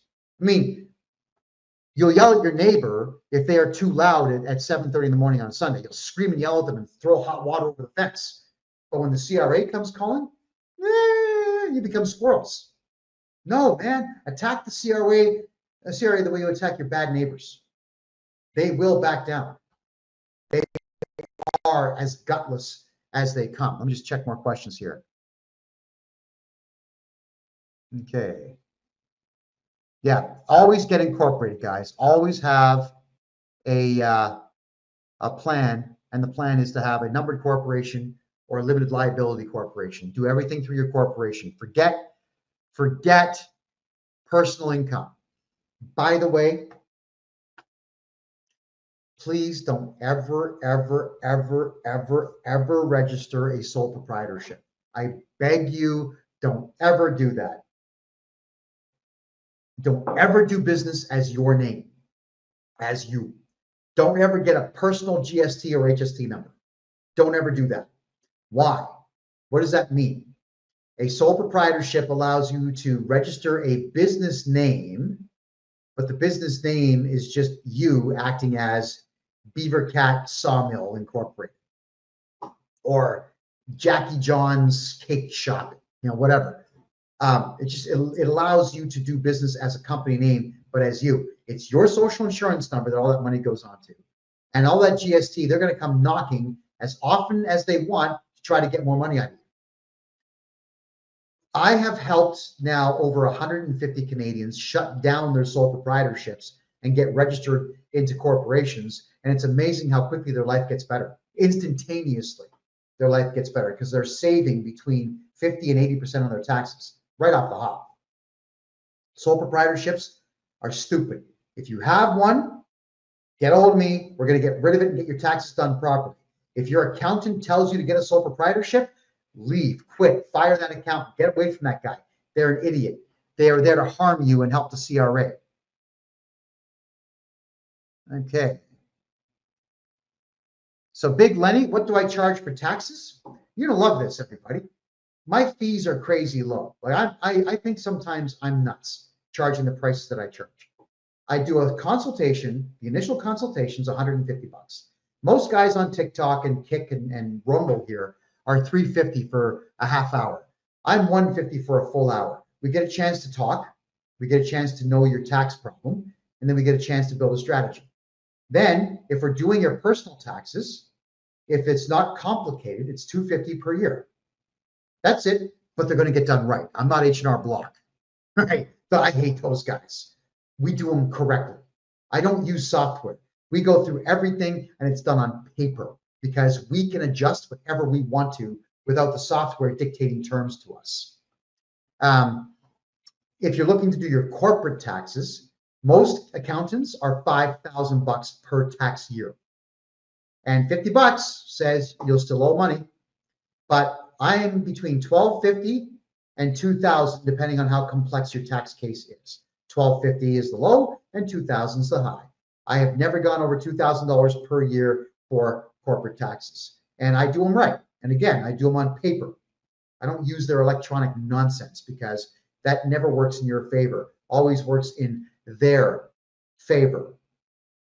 So that's there's other services that we offer, like opening up a bank account for you down here in Panama is 950 Canadian dollars or 660 US. I take all your paperwork into the bank and they register your bank account for you within 5 days. And you get a debit card, you get internet banking, it's all in English, you get everything done, your money is safe, completely safe from the CRA. If you want a corporation down here, my lawyer charges $3,000 US, that's the corporation fully registered, and the corporate bank account fully registered, done. These are things that we do for people to get their money out of Canada. There's other stuff that we're going to be doing in the United States as well. More information on that coming soon. Just checking your questions here. So Steve, you're saying if it's a First Nations company, to get the benefits, it has to be a sole proprietor. Okay. If it's a First Nations business or a Native-owned business, do you know how much fun we can have with the paperwork on that? The CRA grants so many kickbacks and so many, what do we call them here? Not even loopholes. It's just everything's in your favor. There's so much that we can do to bring your tax bill down to zero if you're a Native-owned business. Get a hold of me. I thoroughly enjoy doing those tax returns, by the way. Is bankruptcy the only thing that someone can do? It's the last thing you do. Bankruptcy is last. There are so many things we can do to get your tax bill down to the bare minimum. You don't have to go bankrupt if you've got me on your side. You got to remember, these bankruptcy people, they'll always say, yeah, go bankrupt, because they just want your 10 grand. Or if it's a lawyer, they want your $50,000, $60,000, $70,000. But the point I want to make here is it doesn't mean that they're going to do a good job. It just means they're going to make money off you. And if you're going to go bankrupt, do you have $70,000 to go? What's the point of going bankrupt if you got to pay $70,000 to do it? It's lunacy. And you know, to go bankrupt in Canada, I think that the trustee fee right now is $2,000. So if you have no money, you still have to find $2,000 to go bankrupt. Also, absolutely insane. But we can save most of what you have wrong in your taxation life before bankruptcy. Okay, so Marie says, all right, so you have a sole proprietorship that you can't, okay, if you've got a massive sole proprietorship bill, you got to get a hold of me. All right, there's ways that we can fix that problem, but do not go to a standard accountant who says, yeah, they'll audit you, so cooperate. I'm telling you, no. They might want to audit you. I'm going to tell the guy to go packing, pound sand, stuff it, a few other unkind phrases, and we're going to get rid of the audit and just fix your life for you. That is what I do. For me, it's a war. Every single time someone says they have a tax bill they can't pay, that's me going to war with the CRA. It's a battle that we can win every single time. Marie says, my husband has a small landscaping company. It's just him. Does he have to pay personal income tax? If he's under a corporation, you have a corporation? No, you don't. But I still recommend you get that consultation. It's only $150 for an hour. And for the rest of this year, there's no tax on that. So hurry up and get that done fast. No, but I need to explain it. And it takes an hour to go through how to operate your small business and not pay personal income tax and just the corporate tax on it, which is very low in comparison. Okay, and Liberals Gray, if you owe $250,000, you can probably fix that one. That'd be a challenge, but I'm up to it. Is there any way to escape paying taxes on a 401k withdrawal? All right, the 401k, that's an American thing. And right now, the only tax law that I have studied in the United States is corporate tax law. That's it. And even then, excuse me, it's only been for the last 6 months. It hasn't been 40 years like it is for all the Canadian tax law that I've studied. What you need to look into is tax shelter withdrawals. So for example, in Canada here, we have a tax shelter withdrawal, completely legal, where I'll save you at the low end 18% and at the high end 30% on your RRSPs and RESPs and your GIC withdrawals. So imagine getting back almost 30% in tax when they take off almost 48% in the first place. It's criminal what they do, but there are ways to get money back. My friend, I wish I knew more. I truly don't. Give me a year. I know it sucks me to say that, but I will be studying American tax law over the next year because the money's in the United States. Let's be honest. And I want to be an American pro as well as a Canadian pro. Nadia says, I was audited. They sent me a bill of $40,000. Please help. Okay, Nadia, we can have the decision that they made stricken by appealing it. The auditor probably did not inform you of your right to remain silent, probably did not inform you that you had the right to a lawyer, probably told you that you had to cooperate, probably told you that he had the right to do what he was doing. That's duress. That's extortion. And here's the other one. Section 423 of the Criminal Code of Canada, intimidation. If you want, I'll help you file charges against the son of a bitch. I'll gladly do that. Section 423 of the Canadian Criminal Code says you go bye-bye for 5 years if you intimidate somebody utilizing your position to do so. So, Nadia, you get a hold of me. Let's file criminal charges against the auditor and let's get that audit removed from your record there and get your money back where it belongs, and that's in your pocket. All right. I got to reach out to you. My accounts are frozen. How would I send you money? Liberty. Okay, so liberals are gay. I like that name. Get a hold of me. Just go to my website, hit the contact form. Just put liberals are gay. I'll remember that in the subject line, please. And I'll get back to you within 24 hours. It takes about 24 hours now to get to my email. I will get back to you. We'll get you a solution. If you're having a difficult time with your bank accounts, what we got to do is we have to fix your taxes to get your bank accounts unlocked. Also, we have to appeal their decision. All right, so anybody that wants to get a hold of me, head over to my personal website. My name is Kevin J. Johnston, Kevin, middle initial J, last name JOHNSTON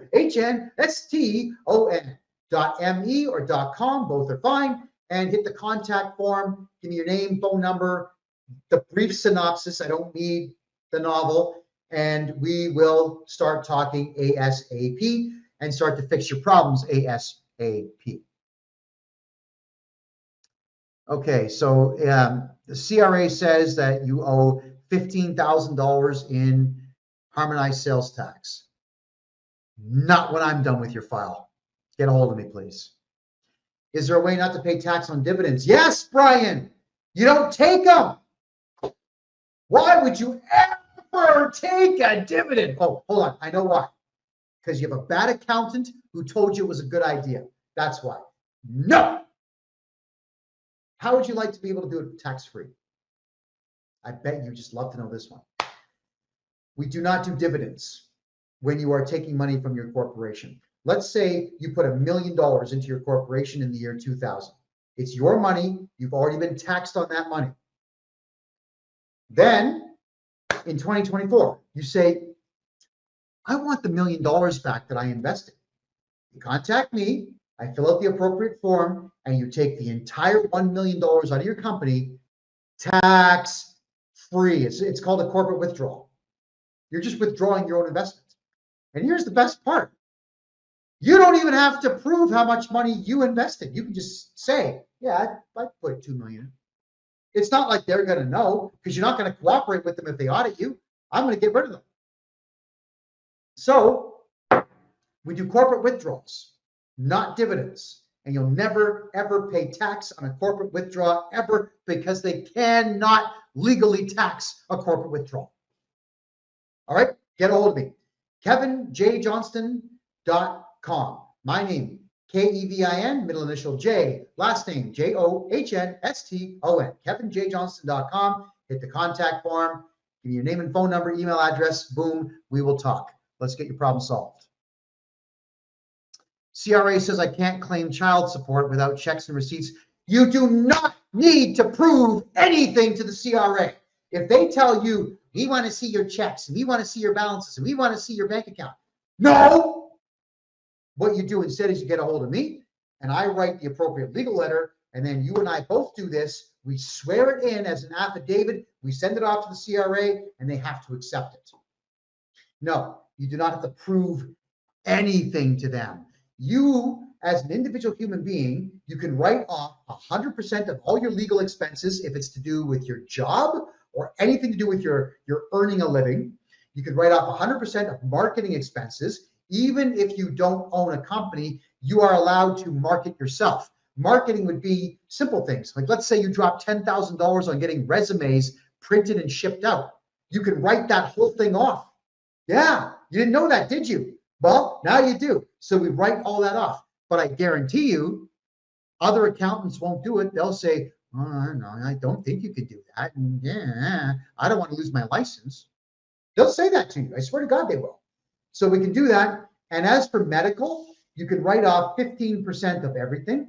What we do collectively is we're going to look at your medical bills, and I'm going to keep copies, and that's it. The CRA doesn't get to see them. And if they say, well, we want to see them, I'll say, no problem, get a court order. Or come to Panama. Yeah, come to Panama and have a look at them. You don't have to prove anything. You know why that is, Craig? Chris, is it? You are not guilty until proven innocent. When the CRA says prove it, they don't have the right to ask you that, because now what they're doing is essentially accusing you of a crime. They're accusing you of being guilty, and they're demanding that you prove your innocence. It's the same idea as when cops say, hey, we had a complaint about you. Maybe you want to come outside and tell us your side of the story so that we know you're innocent. It's a trick. You are innocent. Coppers, here's my lawyer's phone number. Call him, get off my land. That's how you have to deal with things. So get a hold of me and we'll take care of that. Thank you, Nadia, for the message. We'll get okay, here is a great question. Dario, I can't even pronounce that. Your last name is Achilles. All right. What about paying property taxes? You don't have to pay any tax in Canada at all except property tax. I know it sucks, but the way that the municipal acts are structured, the municipalities in Canada are designed for one reason only, and that's to make money for the province in which that city, town, village, or hamlet exists. So the biggest moneymaker for them is the property tax. Property tax is going to make them a lot of money. So even though you could argue that property tax is illegal, and some people have successfully, it's an incredibly difficult case to win in Canada. There's other countries where property tax is just outright banned. Jamaica is one of them. When you buy land in Jamaica, it's yours. You never pay tax on it, but you do have to pay the locals to bring water to you, so it's technically a tax. So, but income tax, don't have to pay. The GST returns, if you don't feel like it, you don't have to pay it. They can chase you for it, but you don't have to pay it. PST, you don't have to pay it. If you have a very dear friend who's got a native card, those lovely, lovely native cards, where you don't pay tax, then don't pay tax.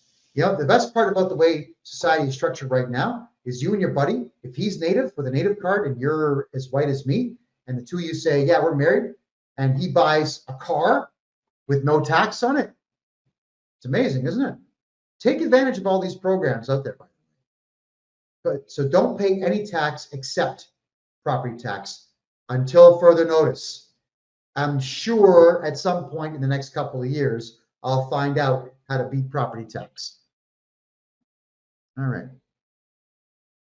All right, so Steve Nummo, dividends under 40 grand are tax-free. Not necessarily true. but you still don't want to call it a dividend, whether it's $1 or $1 million. Make it a corporate withdrawal. Just withdraw your initial investment from the corporation. Come to me. We'll put it down properly. I'll even fill out the appropriate forms to the CRA. It says it was corporate withdrawal. Never do dividends. Don't do anything that adds tax to your bill. It's pointless. It is absolutely pointless. If you bury a loved one on your property, you don't have to pay, apparently. I've never heard that. I guess I'll look at canlee.org, the database that has all the court cases in Canadian history, and see, but that sounds a little too good to be true. Because if so, I've got 6 urns of dead relatives that I could bury on the property and never pay tax, right? So I don't know. Okay. All right, I'm just going to check the Rumble room quickly here and see what the questions are, because we're down to our last 5 minutes. All right, just have a quick peek here. Danny Drum says, CRA took my GST and climate incentive payments until my CERB debt was paid off without my permission. All right, so this is the last point that I'm going to make for the evening, everybody. CERB, the Canada Emergency Response Benefit, was the $2,000 per month that the Canadian government gave to everybody who asked for it during COVID. And now they say that they want it back. They were mandated by Justin Trudeau's government to state, go get it. Whether they owe it or not, just go get it. If you come to me prior to any of that happening, don't file your taxes or any tax returns at all until I get rid of your CERB debt. We get rid of CERB debt. It takes 45 to 60 days to get rid of it, but it's gone. Then we file your taxes, okay? I've had some clients come to me where we get them these really huge tax returns, and then because CERB department wasn't cleaned up first, they just keep the money. So, damn it, all that hard work for nothing. If you're going to be my client, I can solve all of your tax problems, or at least get very close to solving them all. You got to tell me the whole story. You cannot leave anything out, because if you do, I will make mistakes. I will make mistakes in the fact that I'm working on a set knowledge base and not the whole story. Dondra, if you already paid CERB, unfortunately, there's no way to get it back, because they'll close the CERB file unless you want to sue the individual agent for tort harassment. Very difficult to win tort harassment lawsuits against the CRA for just paying a bill. But if they were to come to your house and harass you there, you win in a second. Yeah, unfortunately. Don't pay CERB back. Nobody. Contact me. And I'm going to get rid of that debt for you. All right, everyone. It's been a full 2 hours. And I know there's some questions here that I did not get to, and I do apologize for that. Let's see here. Do you know? Okay, so Bernard in Facebook is asking me about the CRA chasing you after 2 years. Bernard, just get a hold of me. All right, I'm going to get rid of them. They have very strict rules they have to follow once I tell them what rules they have to follow. So that's what you got to do. Don't panic. Don't fear them. Don't cry. Don't do anything stupid. Don't do any of that. Don't back down, but get a hold of me and let's do it the right way. Dondra, thank you for the rose on TikTok. Thank you. Appreciate it. All right, get a hold of me, please. I really want to protect your money. I hate the CRA.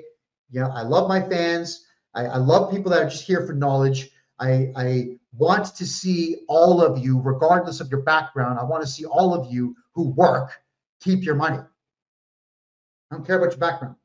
What I care about is your effort and your contributions to society. And right now, paying tax is not a contribution to society. It leaves the country. It goes to Israel. It goes to Nigeria. It goes to Lesotho. It goes to Eritrea. It goes to the Ukraine. It goes everywhere but Canada. And same with the United States right now under Kamala Harris. So get a hold of me and let's fix all your tax problems. My name is Kevin J. Johnston. This is the Tax and Money Show that is every single Thursday now at 9 p.m. Eastern Time right here on freedomreport.ca. Thank you very much for joining me and have yourselves a great night.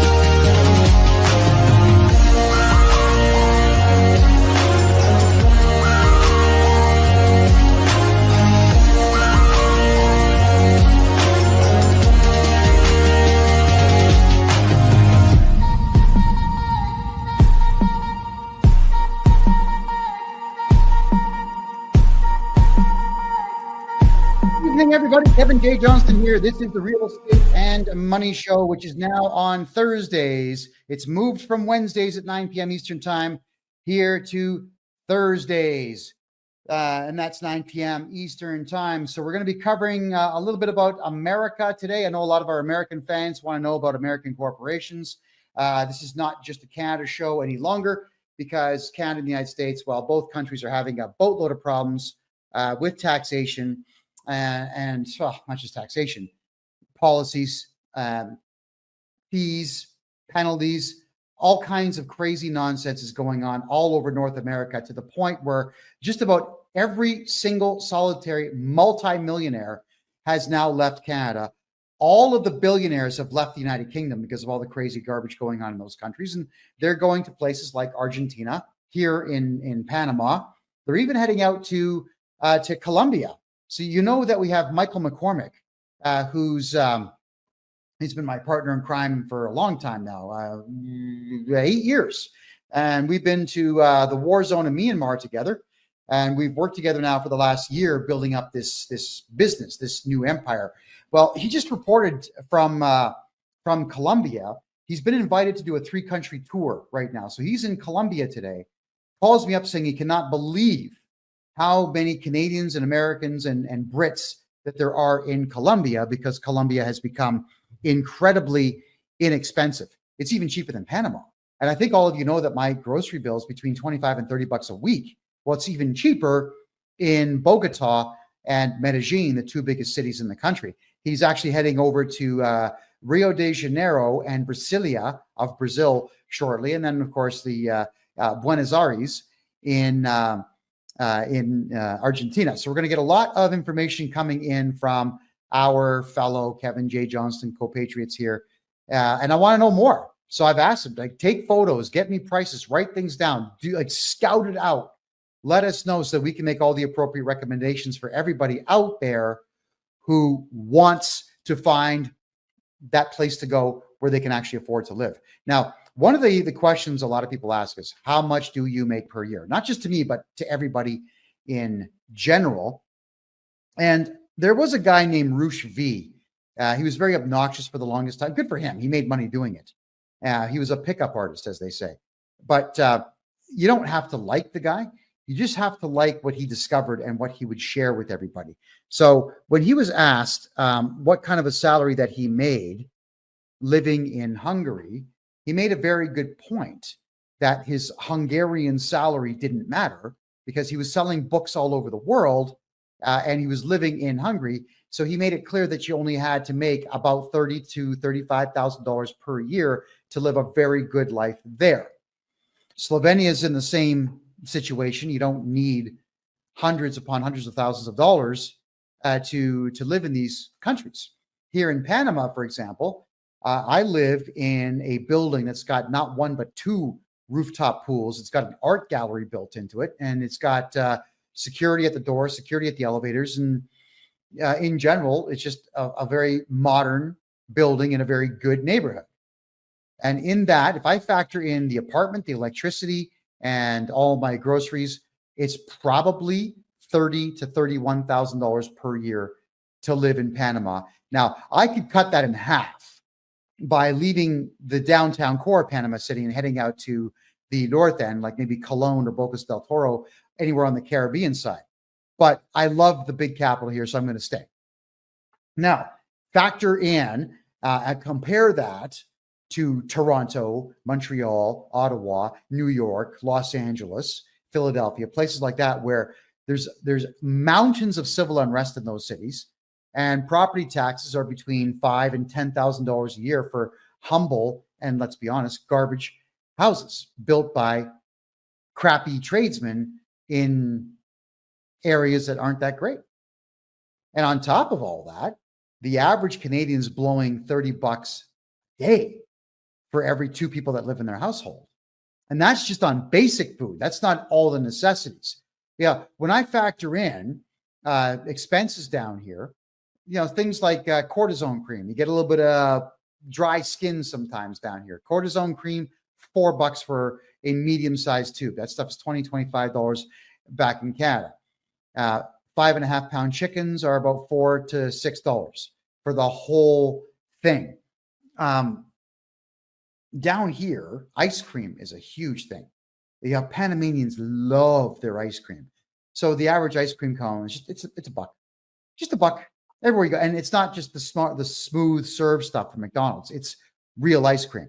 They have real food in Panama for those prices. So there are better ways to make money by, if you work remotely, living in countries where you can actually afford to live. And unfortunately, that's just not Canada anymore. It really isn't. I speak to a lot of people on a daily basis now, because most of my clients are still in Canada, and they just can't make ends meet. They just cannot make ends meet between income tax, between the provincial sales taxes, the gasoline taxes, the liquor taxes, the entertainment taxes now, the hotel taxes, the regional taxes, the carbon taxes. They just can't make it. And I'm thinking about all the taxes that I pay here in Panama, and it's zero. It's zero.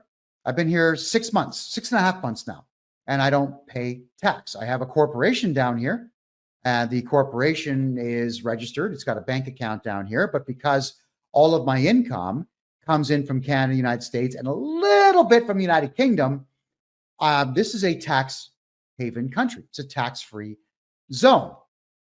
The tax-free zone here allows me to have a corporation here, make money abroad, bring it here, declare it, and not pay tax on it. Paraguay, same thing. There are other tax havens out there. I haven't been to them yet, and I haven't been to Paraguay to tell you if it's a good place or a bad place. I really don't know. I will check it out for myself before I make any opinions or offer any suggestions to you. So tonight, everyone, I want to talk about corporations and why they are the most important thing on the planet. And for those who are asking political questions, everyone, the Thursday night show is about real estate, money, and taxes. So we don't actually do political stuff unless it's to do with those three things. So reserve your political questions for Tuesday's show at the same time, 9 p.m. Eastern time, please. And thank you. Well, not one, not two, not five, but a dozen clients this week of mine in Canada all sent me an email that came in from Bank of Montreal. Now in Canada, we have federally chartered banks. They're the big five, we call them. Bank of Montreal, Toronto Dominion Bank that just got hit with a $3 billion fine in the United States. Scotia Bank. It used to be called the Bank of Nova Scotia. Now it's just Scotia Bank. They shortened it. There's HSBC, Hong Kong Bank, whatever the hell it is. And then there's Royal Bank. And the other one that could be considered big would be National Bank of Canada. They are federally chartered. So there are 6, but only 5 are considered monumentally large. Well, these large banks have no obligations to abide by anything that the Canada Revenue Agency says. Now, the Canada Revenue Agency, for our American fans, are just like the IRS, but far less power, like really far less power. I know this because I mess with these people every single day. I argue with these people politely until they're rude, and then I'm not really rude back, but I will bark at them in exactly the right way. Of course, I threaten them all the time.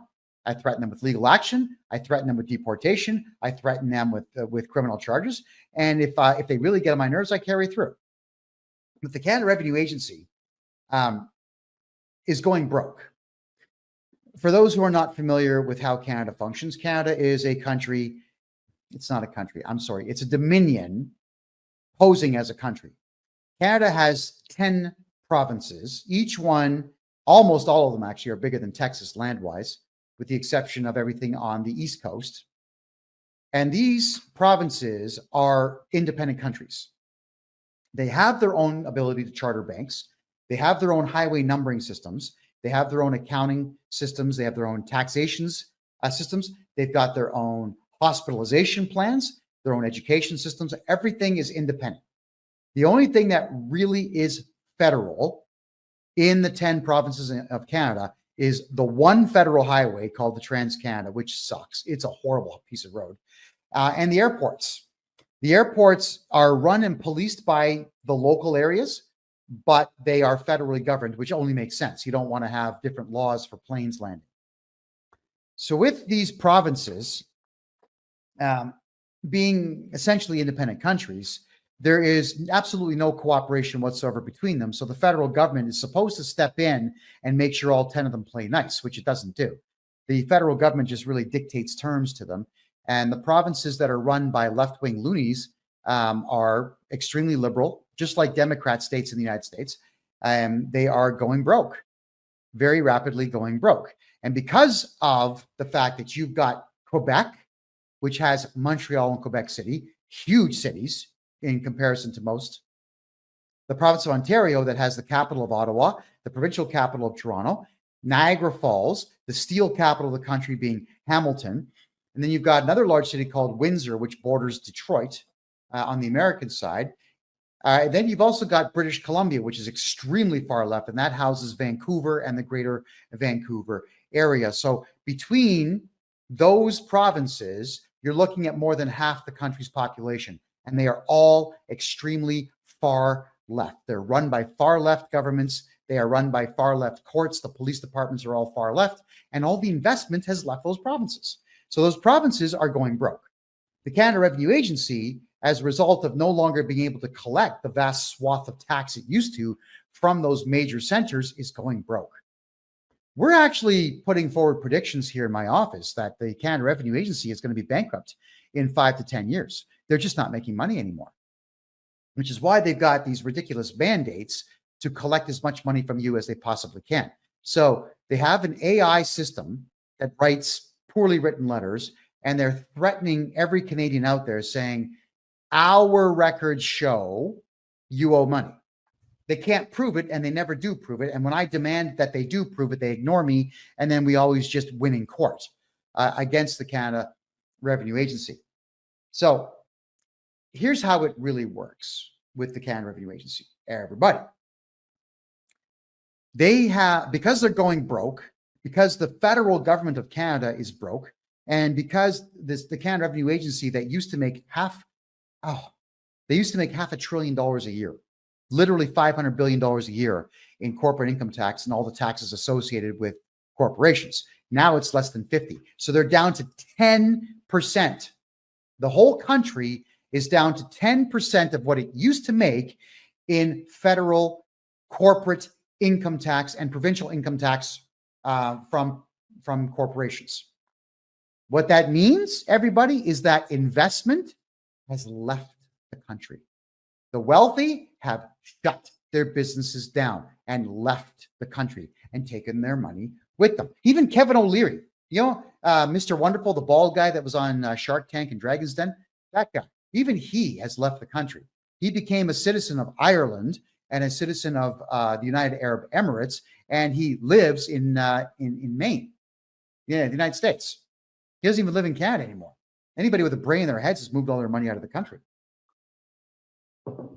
But when you hear what I've got to say tonight, you'll know the dangers with the Canada Revenue Agency and keeping your money in Canada, but also how you can keep money in Canada completely safe. And that's what tonight's show is all about. But the reason I brought up this warning is I now have to show you something. You're not going to see it on TikTok, but you will see it here.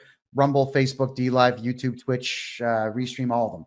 Let me flip it up now. This came in from the Bank of Montreal. It's an absolutely ridiculous thing, but I'm going to read this now for everybody.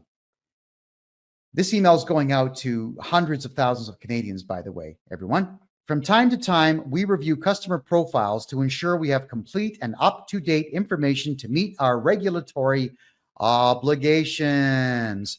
Upon a recent review of your banking profile, we have determined that we do not have a completed confirmation of your declaration of tax residency on file. So I'm going to just stop it there for a second. If you are a Canadian citizen, you do not have to prove to anyone inside of Canada that you are a Canadian citizen. You do not have to prove it to anyone, especially the banks. You just don't. So if you value privacy, which you should, you would not cooperate with this. And I'm going to explain how to not cooperate with this. Let me read further. This is the Bank of Montreal telling Canadians this. They say that Part 18 and Part 19 of the Income Tax Act requires Canadian financial institutions to obtain a customer's tax residency information and report accurate information of non-residents of Canada and U.S. citizens to the Canada Revenue Agency. Okay, so you see right there, it says non-Canadians and Americans. But you're still not, if you're an American citizen doing banking in Canada, you're not even obligated to fill that form out. You can just have the bank account. So this thing here, the word requires in Canadian law is a request. Correct. It's not a legally binding statement. It's not a law. It is a request. So the bank is saying that the Canada Revenue Agency might request to see your residency. Okay, well, they can request whatever they want. The correct answer to the CRA is the middle finger, right now and forever. You don't ever want to cooperate with that. And again, this is the Bank of Montreal, a private institution, asking for these things. Then it says, please note that the required information, if the required information is not provided to confirm your tax status, Bank of Montreal may be required to report your banking information to the CRA. So what they're saying is, well, if you ignore us, we might have to give it to CRA. But you notice how they use the word may. May. It means that if they get a court order, which the CRA does not get, then they'll give it up. But look at how it's being worded. Now, let me finish this thing off because it gets worse, everyone. We require a complete and signed RC 518, which is a declaration of tax residence for individuals, to be on file with BMO within 30 days of this email. Again, require, we require is we request. You don't have to do that. You are a Canadian citizen, or if you are a resident of Canada or a business owner in Canada, you're not required. So that means there's no gun to your head saying that you have to do this. They're saying we require it. It's a request. I require everybody watching this show right now to send me $100,000. What's your answer, everyone? What would you all say to that? You'd probably tell me where to go, wouldn't you? Well, we all have the right to tell the CRA where to go, and we all have the right to politely decline or rudely decline. It's up to you which way you want to go. Any of these requests that are being made of any institution of us at any time. Why? Because we do not work for the Bank of Montreal. If you're opening up a bank account with the Bank of Montreal, you're hiring them to keep your money safe. So what you're doing is essentially like you're technically renting vault space is what you're doing. Even though it's all digital, that's technically what you're doing. So they are required to protect your money, not make stupid demands of you. Let's continue with this letter. So please complete the CRA form, which you do not have to do because none of us work for the Canada Revenue Agency. The Declaration of Tax Residence for Individuals available for download from the Government of Canada's website, canada.ca, keyword RC 518.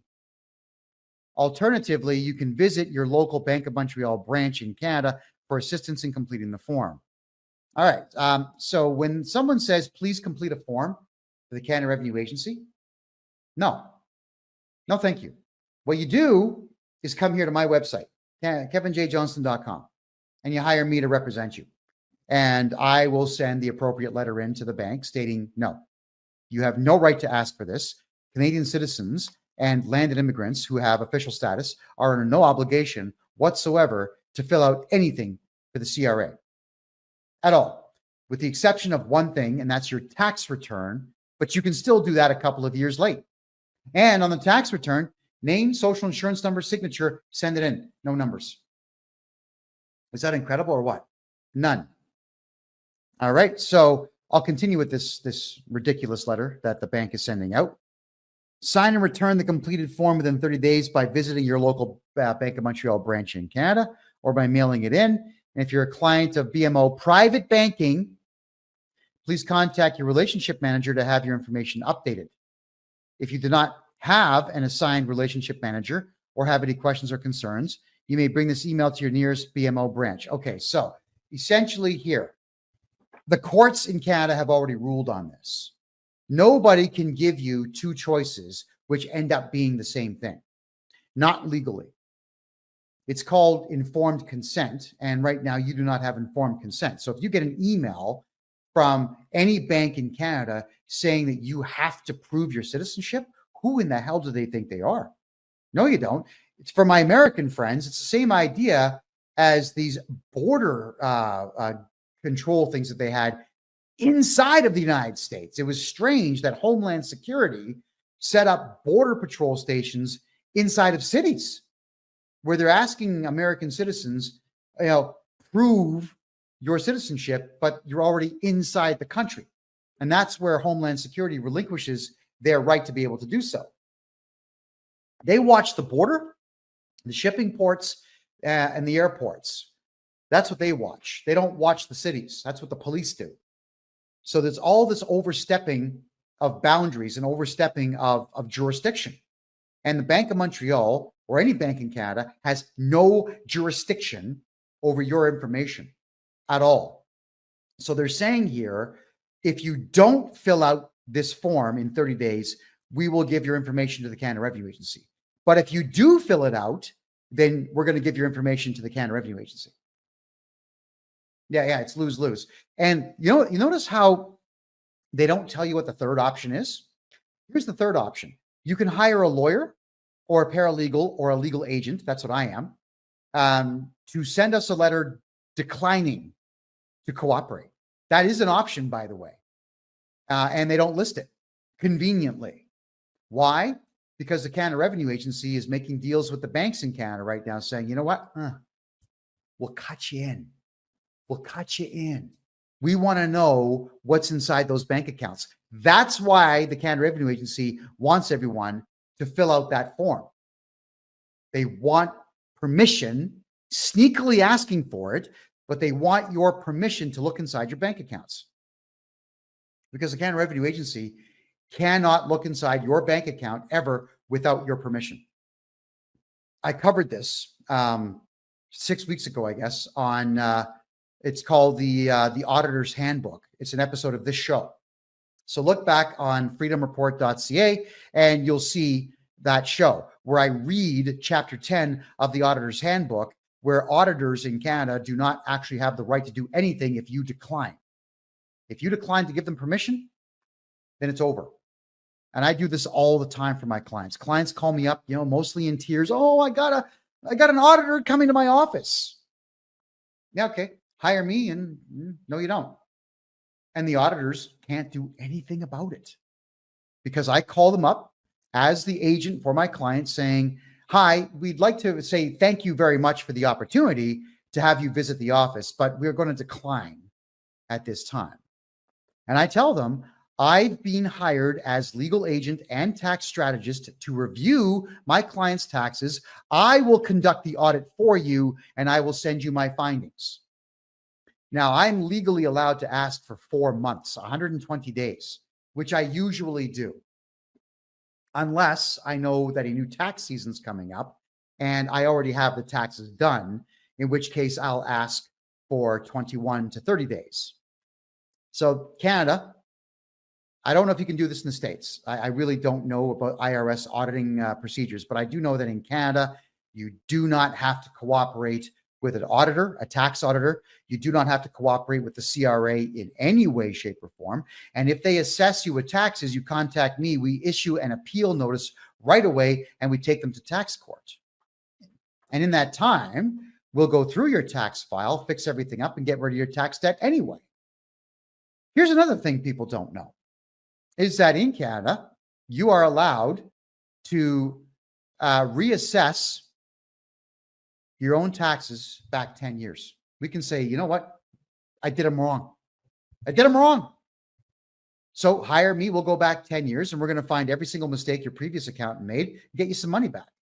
That's how I do it. 95% of the time we get money back for people when we go back 10 years, 95% of the time, because the CRA is not going to tell you what your rights are. They're certainly not going to tell you what write-offs you can have. And they're not going to, they'll tell you on the phone, well, hi, we got your tax return and we're going to deny your dental. They can't, but they tell you that.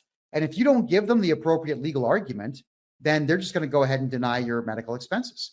So you hire me, we put them right back in. And we put them right back in with sworn affidavits and sometimes nasty phone calls from me. But they always take them because they have to. They have no choice. There's no law that says that they can deny medical when the medical is legitimate.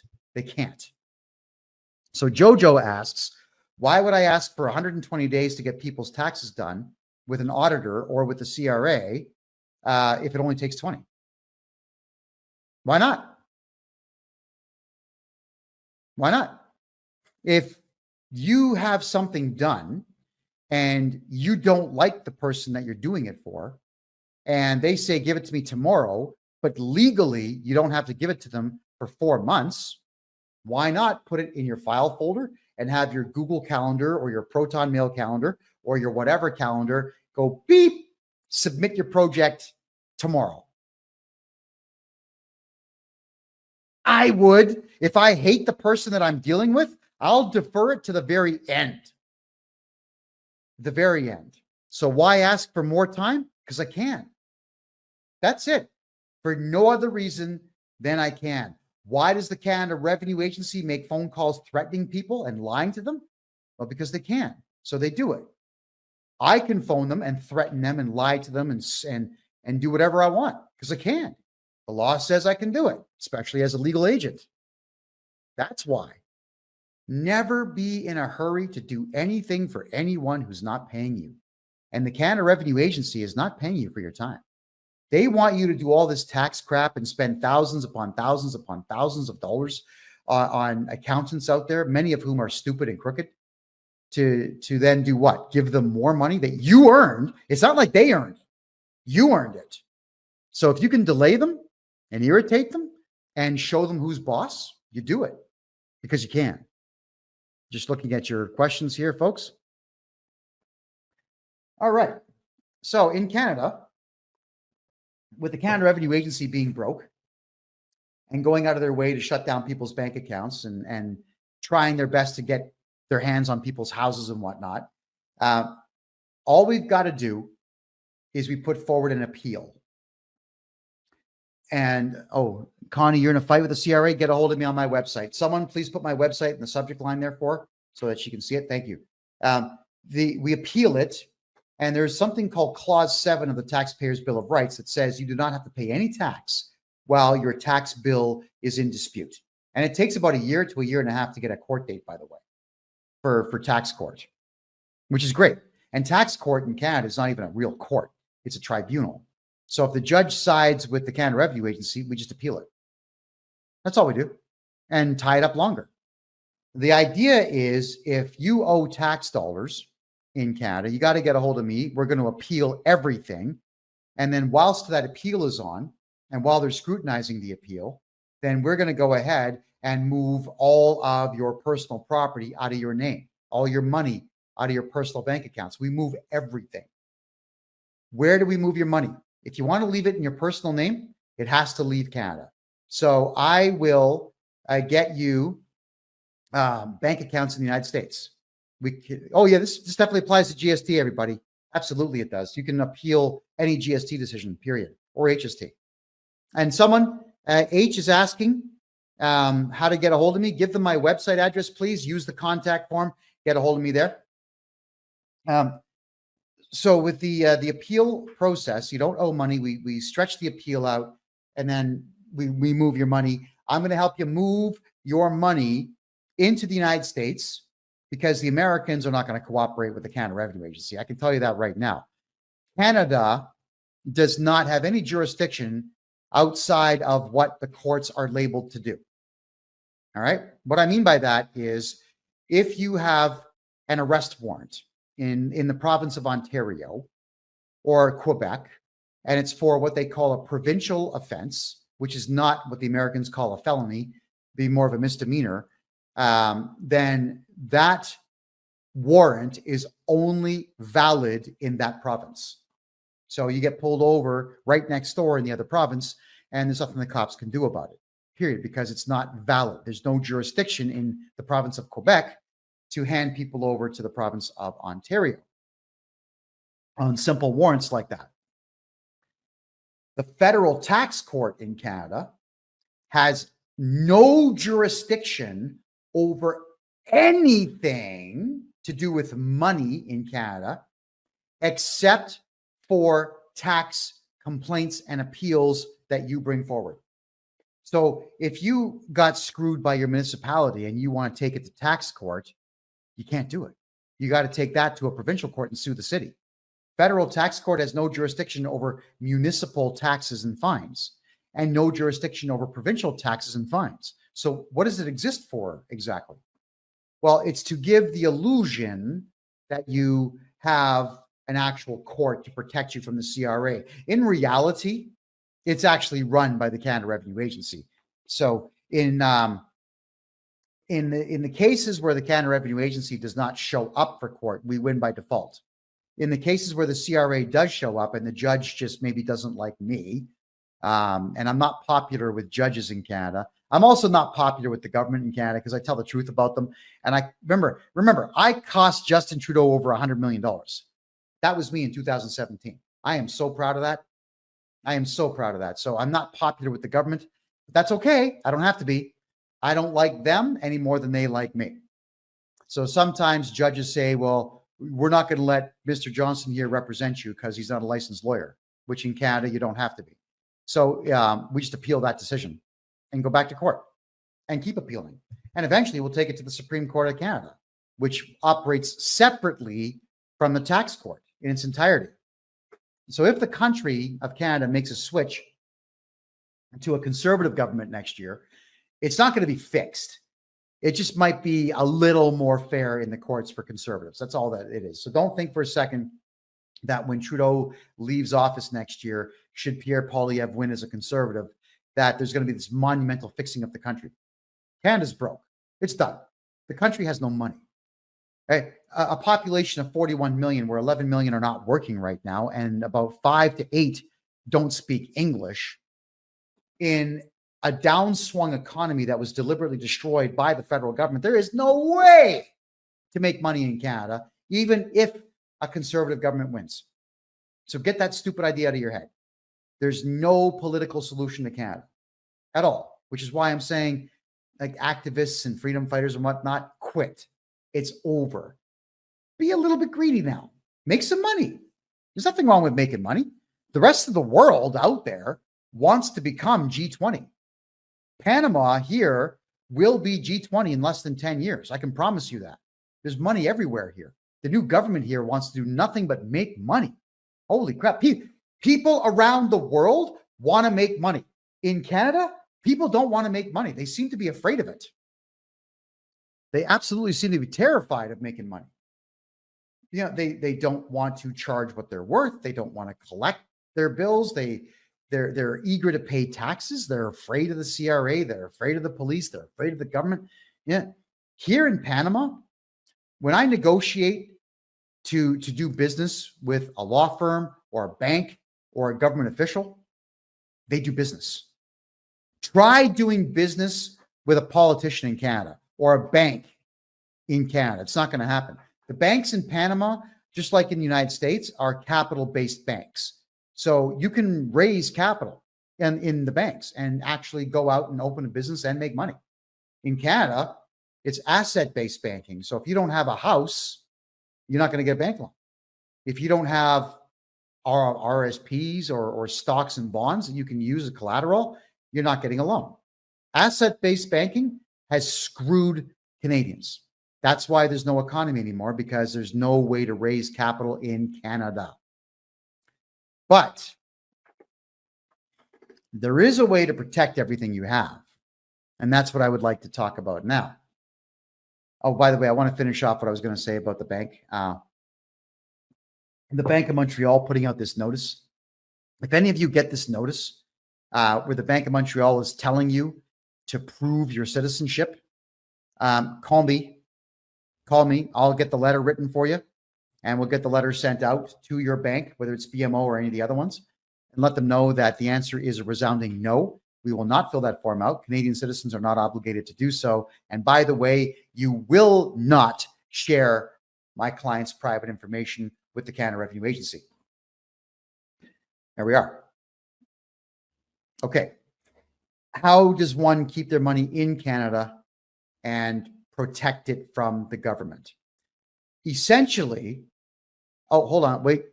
We got a question here. What happens when Canada Stan becomes fully insolvent? Well, the Canadian dollar will crash. It'll go down to maybe 10% of its value. And then Canadians will really be hurting, because if they did not switch their Canadian dollars to something a bit better in that time, they're going to lose it. They'll lose their money. Now, I want to say to everybody here that the federal bank charter, the actual Bank Act, was going to expire in June of next year. I did 5 shows about that with Rob Anders, who's a former member of parliament. He used to work with that idiot Justin Trudeau. So we did 5 episodes telling Canadians that the Bank Act is going to expire and it's time to get your money out of Canada.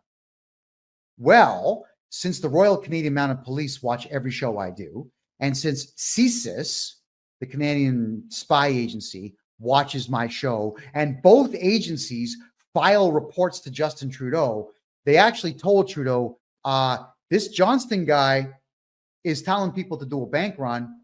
You might want to do something about this. So thanks to me and thanks to Rob Anders, we got you 2 extra years. So the Bank Act has got a 2-year extension added to it, which means the Canadian dollar right now is going to have value until June 30th of 2026.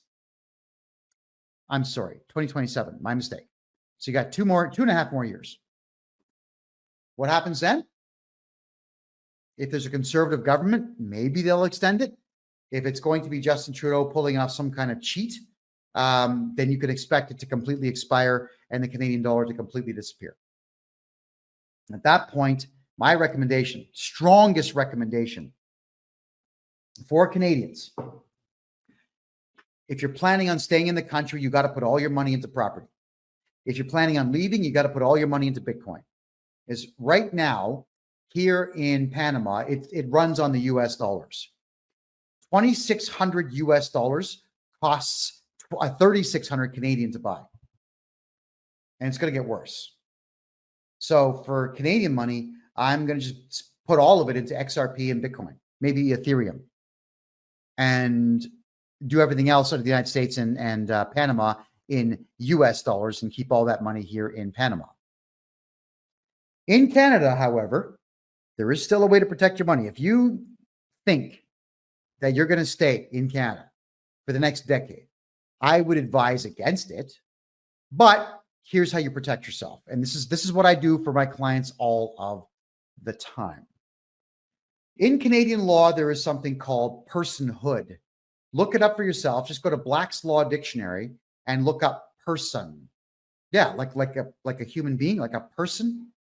It doesn't mean the same thing in law as it does in the regular dictionary. A person is essentially an entity with a 9-digit code that pays taxes into the Canadian tax system.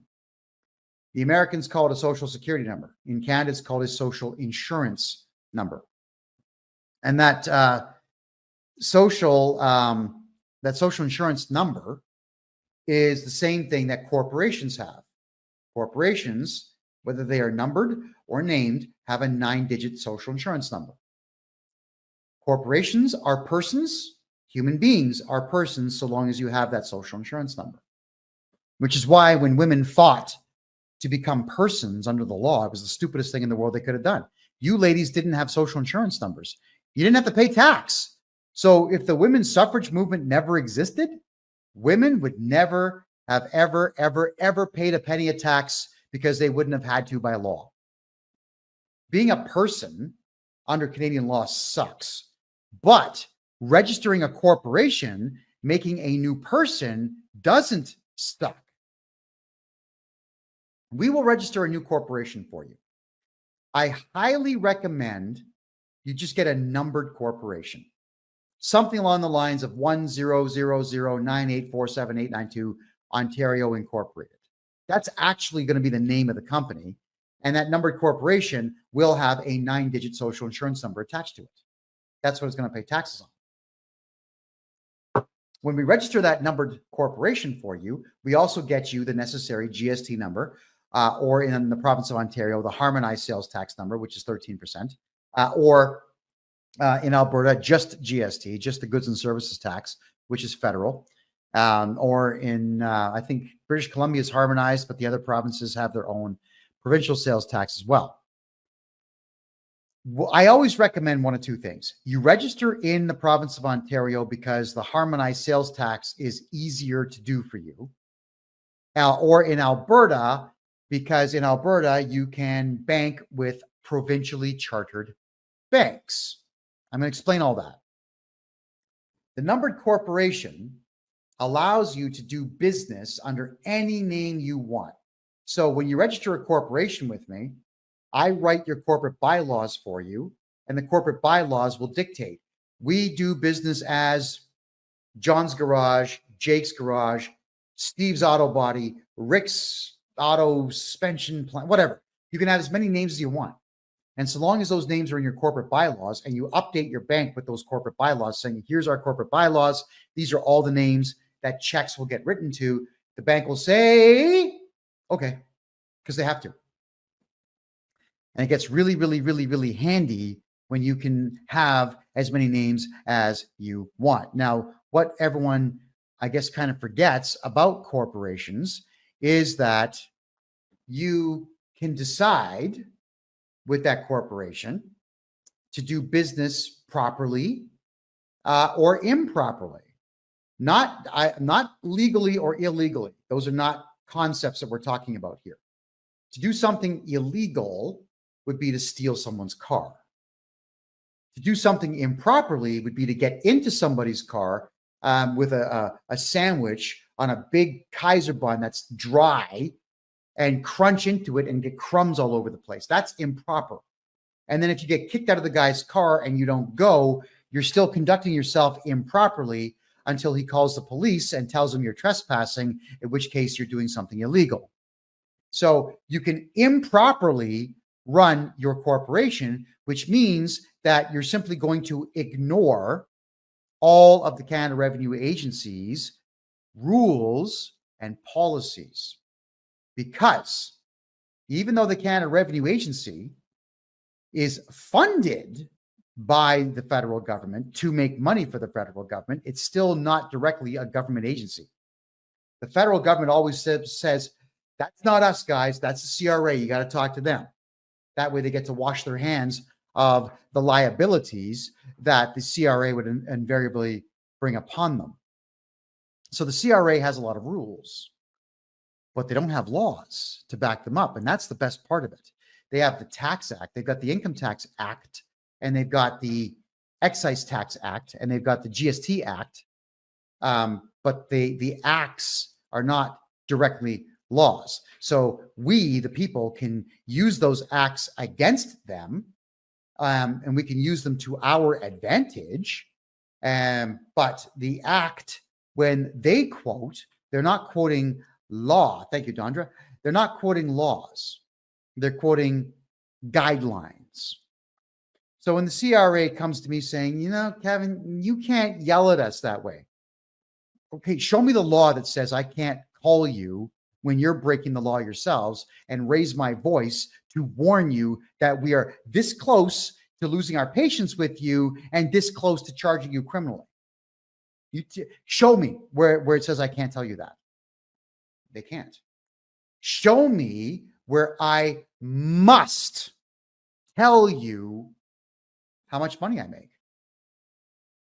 That's the amazing, astounding part of these income tax acts and these acts for taxes in Canada and these CRA policies. They tell you, well, you know, we want you to, but the word voluntary shows up more than the word must in all of these laws. So if you are being told that you can, not must, you can voluntarily tell the Canada Revenue Agency how much money you made. You can also voluntarily give them the middle finger and not tell them. Oh, yeah. Oh, yeah. You can just not tell them. The Canadian tax return has no law. There are no laws that state that you must fill out any of the lines within it. You put your name and social insurance number at the top, or your person number at the top. And you look at all these numbers where they say, tell us what you made in rent on a secondary house. Well, why would you tell them that you have a second house? None of their business. You know, they also have lines for things like the value of antiques that you've sold, or things that are considered collector items like collector cars. Let's say you had a 1938 Duesenberg, or that'd be a 1928 Duesenberg. That would be worth about $7 million. It's your car. And if you sell it, they're saying, like, write it down. Why? Why would you do that? It's your car. There's no law that says that you have to tell the CRA that you had a collector car, a 12-cylinder Duesenberg built before World War II, and then you sold it. All of you out there, don't just take my word for it. You can go to ChatGPT and tell ChatGPT, find the law that says I have to tell the Canada Revenue Agency that I have to divulge that I sold a car, that I have to divulge that I sold a house, that I have to divulge how much money I made gambling at a casino. And ChatGPT is going to come back and tell you there is no law. And if it doesn't tell you that, there are other AI software programs out there that are better. Some of them are actually even not left-wing in nature. So there's nothing out there that says the CRA has to get these things from you. But why take the chance, right? If the CRA locks your bank account, I can get it unlocked. It takes a while.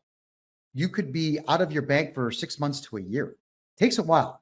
I got to get the whole thing redone for you. All your taxes redone. I've got to object, possibly file criminal charges against the representative, sue them, file motions in the court. It is a lot of work. Why put yourself through all that nonsense? Get the numbered corporation from me. We get you your HST number, and then we get you go out and get a new bank account. After you do that, we're going to remove you as the director of your corporation. Yeah, you're going to become 100% shareholder. And the director will be whomever you and I in a private conversation determine will be the director. And in the corporate bylaws that we write for you, there will be no voting rights for that director. Only the shareholder can vote, which is you. So now you own everything. Sorry, you control everything, but you own nothing. Isn't that amazing or what? We then take that numbered corporation that you completely control, and we put your home into it. We move your house into that corporation.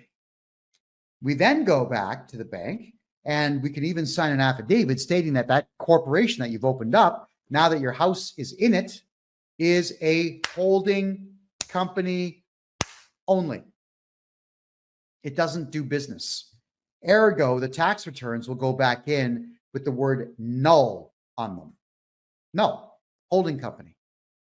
A holding company is like giving birth to another human being that has no brain or nervous system, and you're acting as the brain and nervous system for them. But the liability is not on your shoulder. It's on the shoulder of this corporation that you control. I set this stuff up for people all the time.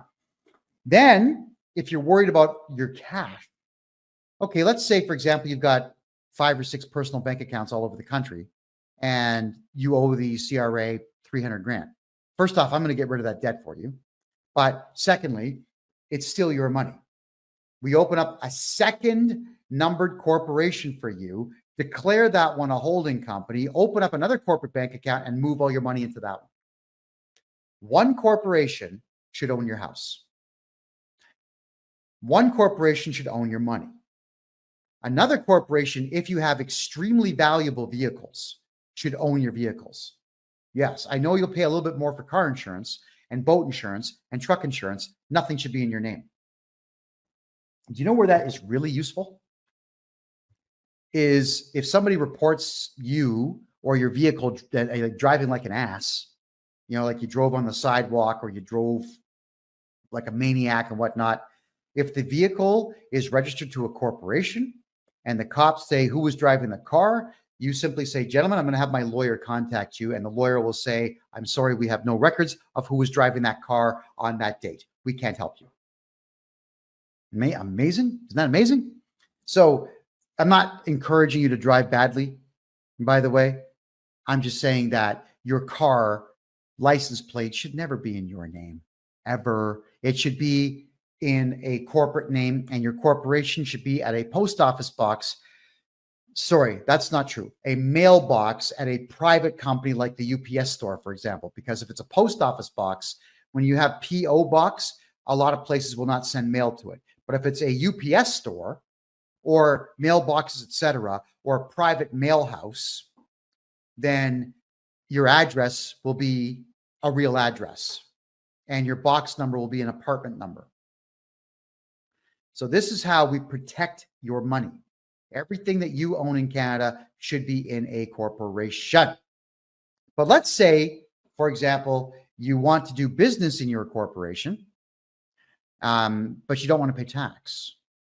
Okay, so we're going to register your corporation, everybody. We're going to get it going up here. We're going to get the GST and the HST number on it. You're going to go and get yourself a bank account. We're going to remove you as the director, make you sole shareholder. Go do business. Go do business. Remember what I said about your tax return? You can do them 3 years late if you want. You don't have to do them right away. If they make a phone call to you or send you a letter saying, well, we want you to do your tax return, contact me. I'll get on the phone with them saying, I've been hired to do the tax return for this corporation. I'm going to need you to stop contacting them. And I require 120 days to review the taxes of this corporation. Now, at that point, we don't have to file any taxes whatsoever. We can just say to them, we're going to send you a tax return. And we send it in with nothing on it. And because it's a brand new corporation, you have no tax history.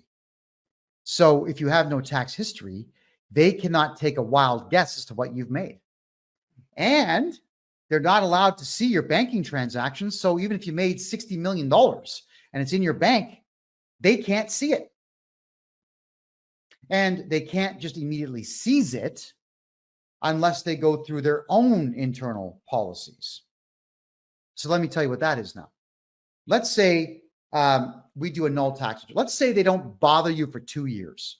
So you don't do a tax return in year number 1, and we're thinking we're not going to file in year number 2 either.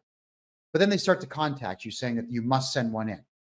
Okay, fine. So we will send in the null one, but we're going to tell them we need 120 days, and we're going to take that full 4 months to get it done. We then send it all in, and if they come back with an assessment stating that our records show that you owe money, we will appeal it. Because what the hell are they basing it on? If you got a brand new corporation, you're in business for 2 years, but you've never done a tax return, anything that they put in there is a guess. It's a lie. Stab in the dark. So we take them to tax court. The tax court date's not going to come up for about a year to a year and a half. Clause 7 of the Taxpayers' Bill of Rights says you do not owe tax until you've had an impartial review. So you can go another year of making as much money as you want, and you don't owe tax for that entire year until the hearing takes place. And I can represent you in that. If we win, great. If we lose, great. We're going to appeal it. You get 30 days to appeal that appeal.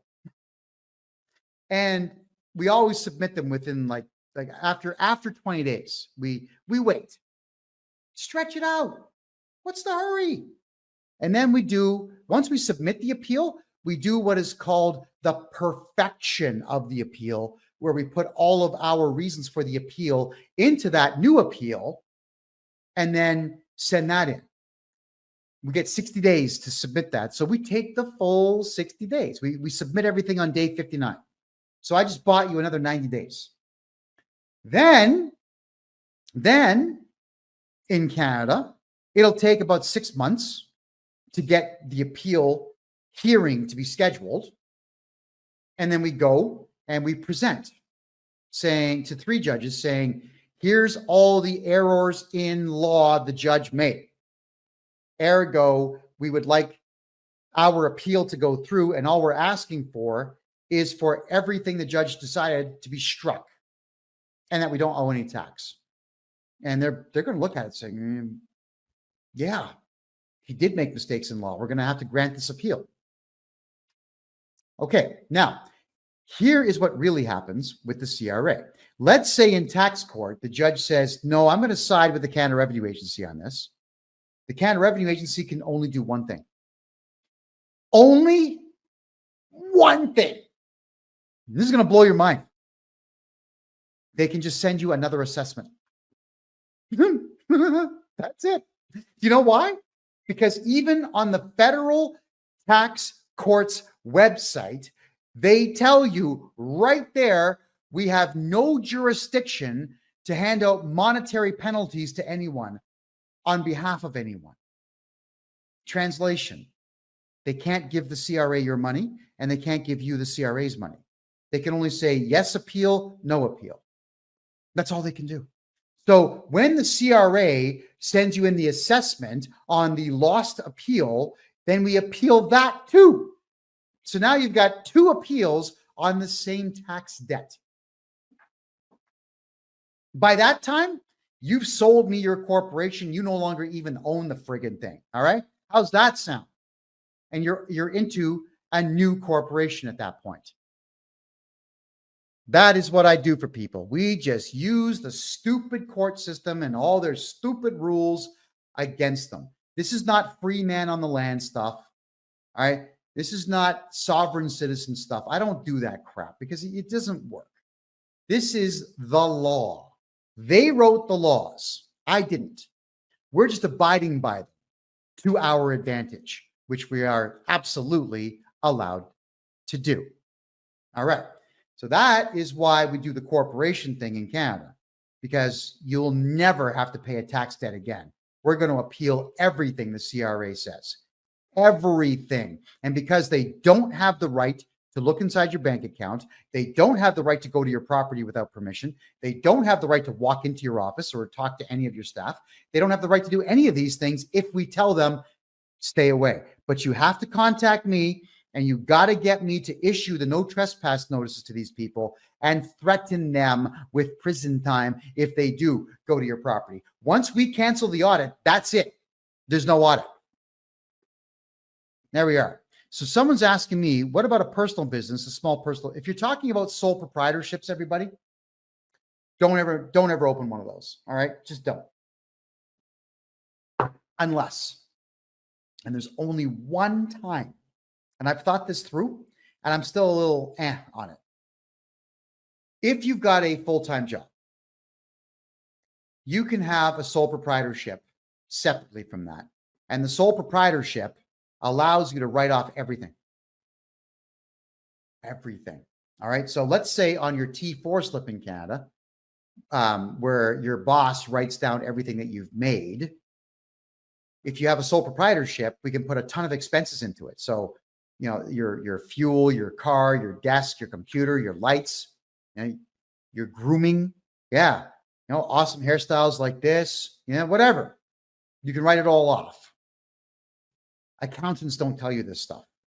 Accountants in Canada are cowards and stupid. They don't know a damn thing. I do. Come see me.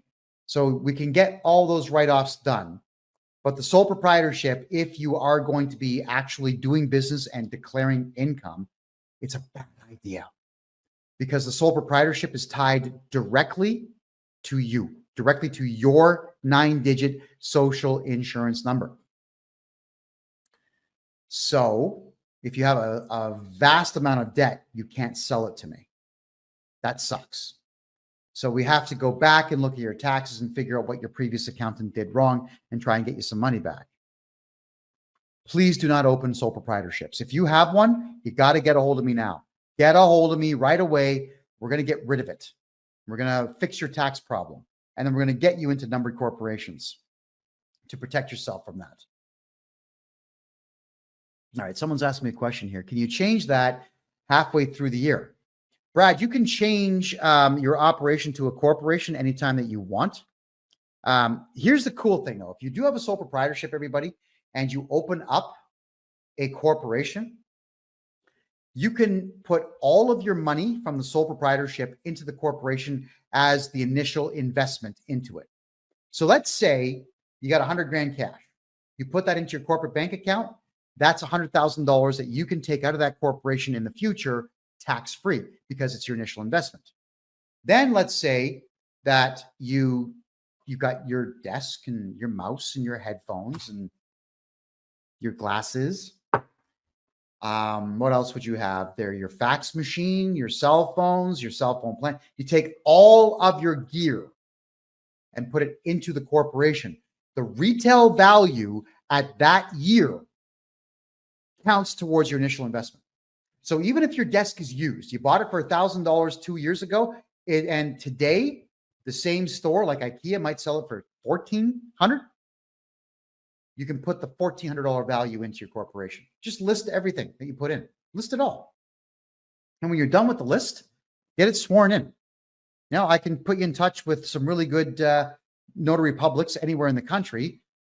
Make this stupid gesture and now it's sworn in. I swear I put $100,000 of cash in and $600,000 worth of equipment in. I cannot tell a lie, I swear. Okay, now you're done. Now, if you do decide to do your taxes annually with your corporation, keep in mind that you personally, for let's say the next 6 to 8 years, you don't have to declare any personal income. You just don't. Why? Because you're going to say that I'm going to do a corporate withdrawal. I'm going to take 100 grand this year out of the 600,000 that I put in. So for 6 years in a row, you can pull $100,000 out of your corporation completely tax-free. Completely tax-free. That is actually in the Income Tax Act and the Excise Tax Act. That's their rules, not ours. We're just abiding by the rules because it works to your advantage. And why would you not want to do that? So when you're opening up your corporation, everybody, and you're going to actually run it like a business, we have to put the value of everything that you submit into that corporation down on an affidavit and swear it in. And the more, the better, by the way. And there's nothing stopping you from doing things like, oh, you know what? I'm going to put my PlayStation 5 into it and all the games for it and my Xbox and my television set and my gaming chair and all the other stuff that wastes my time. Oh, wait a minute. I'm an idiot and I bought season tickets for the Toronto Maple Leafs because they're going to win it this year. I swear to God, I'm going to move those into the corporation and use them as promotion by taking supposed future clients to the game. Yeah, you can move all that in there. Absolutely. I don't even know what that would be worth. To me, it'd be worth 5 cents, but I don't know what that's really worth in reality. You can do it all. Absolutely everything. You can say, you know, this old couch from 1977, I'm now going to take that and put it into my company. Get the full retail value of a new couch. Congratulations. That value you can take out tax-free in the future. That's, of course, if you do decide you want to declare taxes and whatnot. All right. So always factor in that you have so much that you can do to just not pay tax, because these rules actually work in our favor. And if it works in your favor, do it. If it doesn't work in your favor, don't do it. What? Don't do it. Stop talking about what you make. Stop talking about what you have. God, like, just stop it. All right. I'm not going to be talking about bills of exchange tonight. That's Mike Holt's thing. I'll let him tell you guys what that's all about. Just checking your questions here. How do you go from a sole proprietorship to a corporation? Contact me. Get a hold of me, and I'll take care of it all. That's what I do. You can do it yourself, but if you don't do it right, then there's no benefit to it. You got to do it right. And I've got this sequence right down pat to get it done for you, smooth. I want everyone to. I don't want anyone paying taxes anymore. It's pointless. Hey, what are your tax dollars going into? Let's break down Canada for a second here. Your tax dollars are going to Justin Trudeau's government for the most part. He's been in office for how long? 8 years, 9 years now? He hasn't built any new highways, new shipping ports, new airports. He hasn't fixed Edmonton Airport at all. That one's a dump. It should be blown up. He hasn't fixed any of the congestion problems anywhere in the country. He has not nationalized the highway system of the country and put national funding into it. Our national railway sucks. There's no standardization of education anywhere in the country, and we're not getting educated anymore in Canada. It's all just indoctrination into far left-wing policies, which is ridiculous. So your tax dollars are going to the following countries: Ghana, Lesotho, South Africa, Sudan, South Sudan, Eritrea, Ethiopia, the Ukraine, Israel, Saudi Arabia. It's going into all of these countries so that human beings can kill each other. Yeah, that's why it's going to these countries. I guess we can call it population control if you want, but that's exactly what's going on. Your money is going into murder, mass murder on a global scale. I don't want any of you contributing to that. So let's use these laws to our own advantage in Canada. Open up corporations. Your personal money goes into a corporation. Your house goes into a corporation. Your car goes into a corporation. Now, here is where it gets crazy for people, all right? And sometimes I just pull my face down because I've heard it so many times. And I'm going to keep, this is what I do for a living, so I'm going to hear it every day. But if you put your house into a numbered corporation and you sell the house, everyone says, but what about capital gains? Remember what I told you about reporting taxes for your corporation 2, 3, 4 years late? And then you can, because you're not going to be director, you could dissolve the corporation. I'll dissolve it for you. Just give me a call, I'll get it dissolved. You could sell it to me. I'll buy it off you and take your debt away. Yeah. You could just simply do your tax return and not report the sale of the house, because that's none of the CRA's business. That's voluntary information. Remember what I said about voluntary versus the word must? The word must is not in the CRA policy book. You don't must do something. You can voluntarily tell them. Why would you do that? But if you're going to a regular accountant, they're going to say, no, I don't want to lose my license. No, you have to report it. Right? So that means the accountant that you're hiring probably works for the CRA. If they say these things, they're not on your side. They most certainly don't work for you. So make sure I'm your tax expert and you're never going to pay any of these taxes again. Andrew asks a good question here. Is it voluntary to pay a speeding ticket? The problem in Canada is the provinces all went to what's called the administrative penalty system.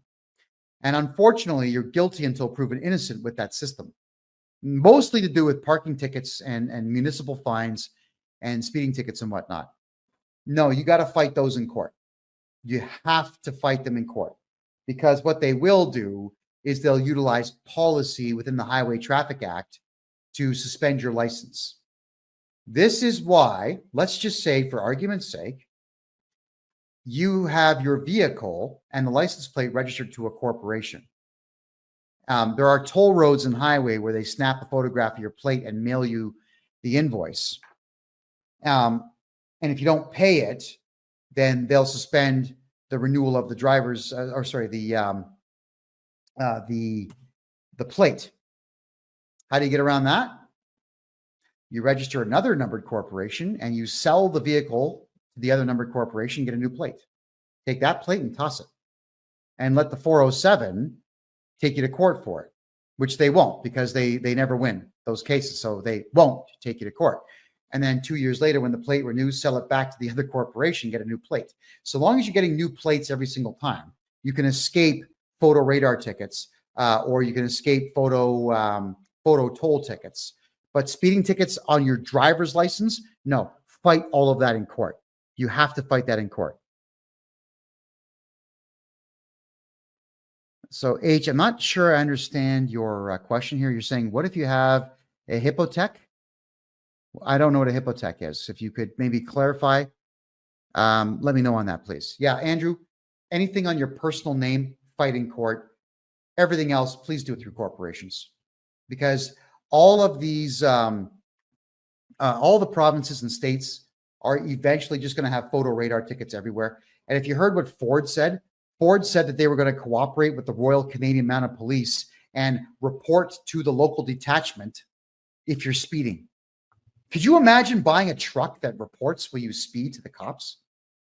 Now, I think that should be the final nail in the coffin for Ford, don't you? This is also why I'm suggesting to everybody, buy cars from 1999 backwards. Buy old cars, fix them, replace the engines and transmissions if you have to, but please stay away from this modern crap. If the car you want to buy has a GPS within it, please don't buy it. Or I guess hire the hacker or whatnot that you know to remove it, because it's nobody's business where you're going. Okay. All the cars that I own or have owned in like the last 20 years, they've been at least 20 years old. I have a car right now that's in public storage, which is 36 years old. I'm going to have it all wrapped up and shipped here to Panama and drive it here. Yeah. Why would I want to have that thing in my own personal name? And why would I want to own a vehicle that snitches on me? Do not allow anything that you have to snitch on you. Period. Let's get back to corporations here. In Panama here, you can do the following in Canada. You can open up a provincial corporation in Canada or federal, your call. And then you can transfer the ownership of it to an American corporation. And then you can transfer the ownership of the American corporation here to a Panamanian corporation, because Panamanian law is quite good in protection of corporations down here, and also quite good in the way of being able to own foreign interests and foreign corporations. Dynamite. So that is the best way to protect yourself if you really do want to get the full-blown protection and keep all liabilities away from you. Canadian corporation owned by an American corporation, which is owned by a Panamanian corporation. Cheers. You're welcome. Let's get all these things set up as quickly as we possibly can. Why else would you want to have a corporation? Well, you're going to alleviate yourself of pretty much all fiscal responsibility. If you get credit cards in the corporate name or bank loans in the corporate name, and you are not the director, you're never going to be responsible for them. Now, I don't recommend this, but I do know that there's a lot of people out there that go and get corporate bank loans and then just dissolve their corporations. I don't care, because the banks make about $5 billion every quarter. So what's $18,000 compared to that? Plus the interest they're going to earn on those billions of dollars. And even though the Toronto Dominion Bank just got fined $3 billion, they'll make it back in 1 quarter. So it's nothing to them. And if people rip off banks, I couldn't care less. I don't recommend it, because if I was to come on this show and tell you to rip off the bank, that would be solicitation of a crime. And I'm not going to do that, because that's a crime, right? So I'm not on this show to commit crimes. I'm just here to save you money and help you make money. There is something new that's been brought to my attention if you have a corporation also. Now, I don't have all the details, and I want all of you to come back in 4 weeks, because I will have the answer for you in 4 weeks. But you can actually open up corporations in Canada that are owned by American corporations, and then create an insurance company of your own, selling title insurance in the United States, because When was the last time you heard of somebody cashing in on title insurance? It's almost impossible to rip off anybody in the States for a house title just being transferred without someone knowing about it. And even then, if you have a title insurance company where you've got to pay insurance on that, all you'd be paying is the legal fees. What if you had 1,000 people at $600 a year? 600 grand a year, US, coming in the door selling insurance that people are never going to cash in on. Like, insurance is the biggest scam going, but it's a legal scam. It's completely legal. So if you're wondering how to make money in the United States, you open up title insurance companies. I'm going to know how to do that in 4 weeks. And the odds are pretty good. I'm going to own one in that time. And I'll teach y'all how to do it. So please do stay tuned on that. I just thought that that's the bit of a news flash that all of you good people that watch this show on a regular basis, you'll know things before everybody else does. All right. Corporations, also, why they are so good is that if you do have copious amounts of debt, you can get rid of the debt. All of it. So, here's what I do. My biggest moneymaker right now is clearing out people's corporate debt. This is why I'm saying never do business under your own name and never do business as a sole proprietorship, because you can't sell me your debt. I can help you reduce it, but you can't sell it to me. But let's say you screwed up, or because of the COVID fiasco, let's say that you lost all your clients and you have no more income, but you still had to pay all your bills. So you've got massive amounts of debt. Let's say it's to the tune of $1 million. In Canada, it could be a combination of a CEBA loan. It could be income tax, corporate income tax, payroll tax, HST, GST.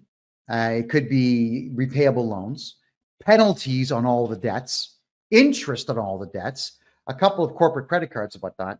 You know that you're never going to be able to pay $1 million.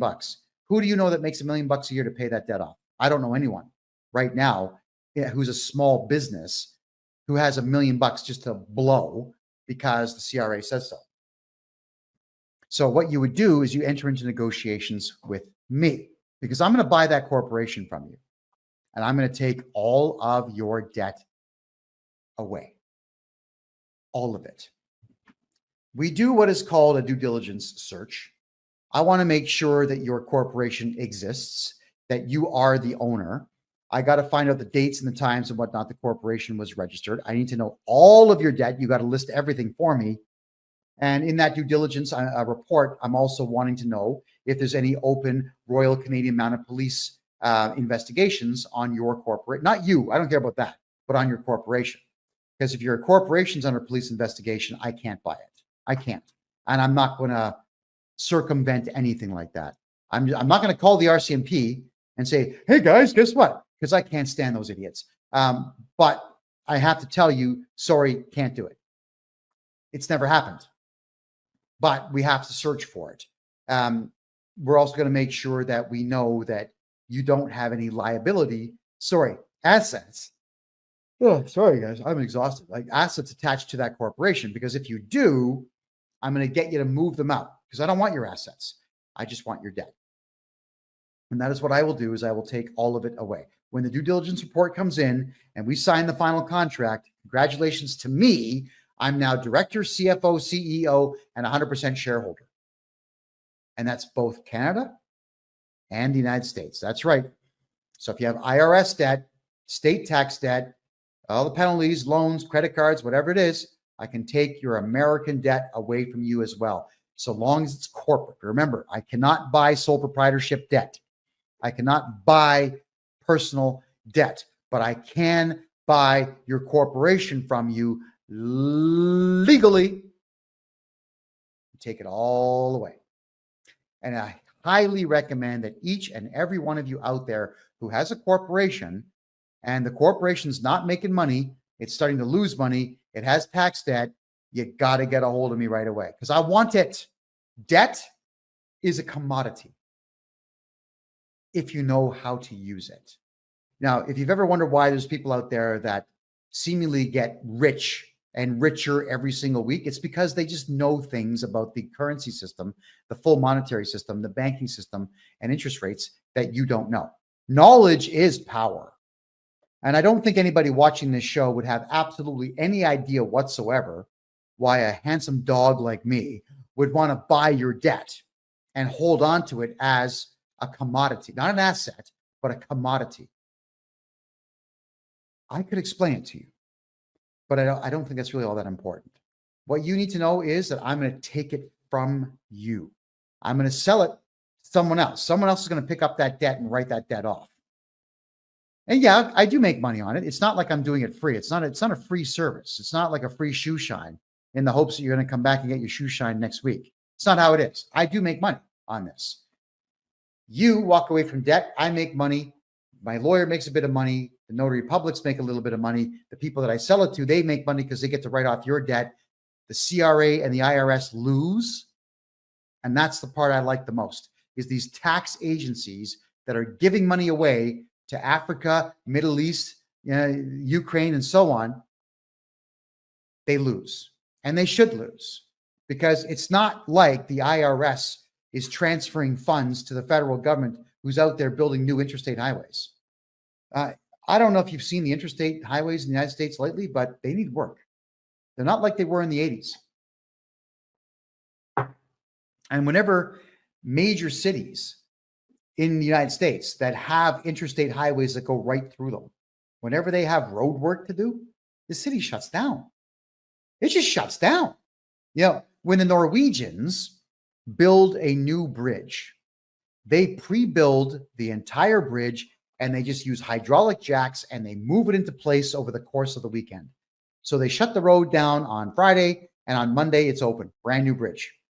Why would America not be doing this? Why is Canada not doing this? Your tax dollars are not going into innovative ideas to keep the country flowing. It's just being given away to really bad people. It makes me sad. So if there's any questions anybody has, I'll certainly address all those questions now. Making money with your corporation is easy to do if you decide that you're not going to be paying taxes on that corporation. Or you decide, there's a couple of ways to go about this, to move all your funding into a private bank. We certainly can do all that. Now, this is something new that I'll be offering for April of next year, is becoming your own private bank, which you can do. I just don't know how to do it yet. Don't worry. I will get there, and we can start to get all of you to move your funds into private funds where you cannot be taxed on it. We're getting there. But under the corporation, if you do everything I just told you to do with the corporation, then you're not going to pay tax. Contact me, kevinjjohnston.com. Get yourself a consultation. I'll get your corporations open. We'll get your GST and HST numbers opened up, and we will get your properties moved, get your money moved, get your money here in Panama if you want to hear. We'll do all this stuff for you. That is what I do. I move money away from the Canadian government and the IRS. Questions here. Terry's asking when it's all going to be over. Well, if you mean this show, at the top of the hour. I'm not too sure what you're referring to there. Andrew, what about property tax? In Canada, property tax is the only tax you actually have to pay. Literally, it's the only one. For some reason, I don't even know how this happened, but municipalities are not even listed as entities that truly exist within the provincial municipal act in any of the provinces. Yet, if you don't pay your municipal property tax, they will start to put fines on it, and eventually they'll just seize the property, sell it, and take their tax dollars. I have not figured out a way yet in Canada to not pay property tax.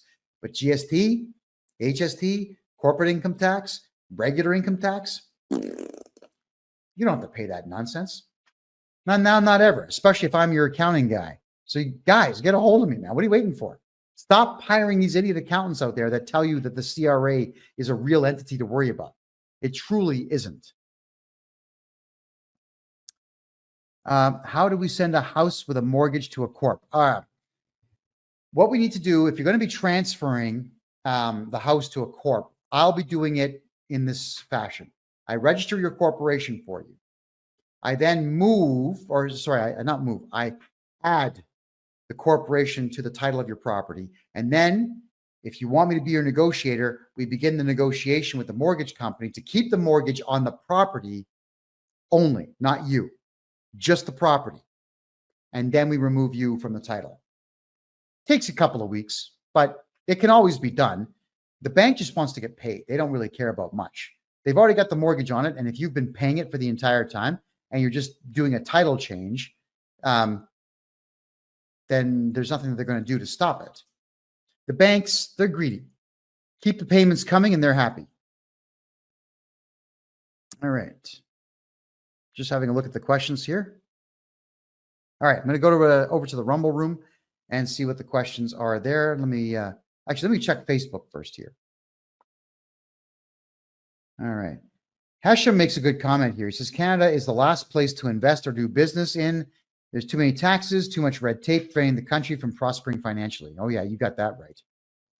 It's pointless to open a company in Canada for the purposes of doing business if you're going to have to put a ton of capital into it, because Canadians are broke.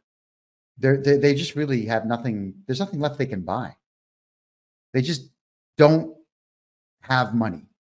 So don't open companies in Canada except to protect your wealth in the way that I just suggested. Greg, if you want me to do your taxes, get a hold of me. KevinJJohnston.com. That's KevinJJohnston, my name.com. Could someone please put that in the comments there for the TikTok audience? Greatly appreciate that. All right.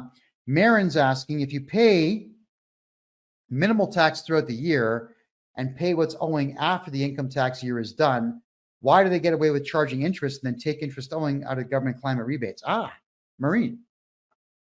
If you're on a T4, the government will always tell you that you owe more money. Let me tell you something here. Marine, good question. The Canada Revenue Agency has a sucker index. You may not know this, but they do.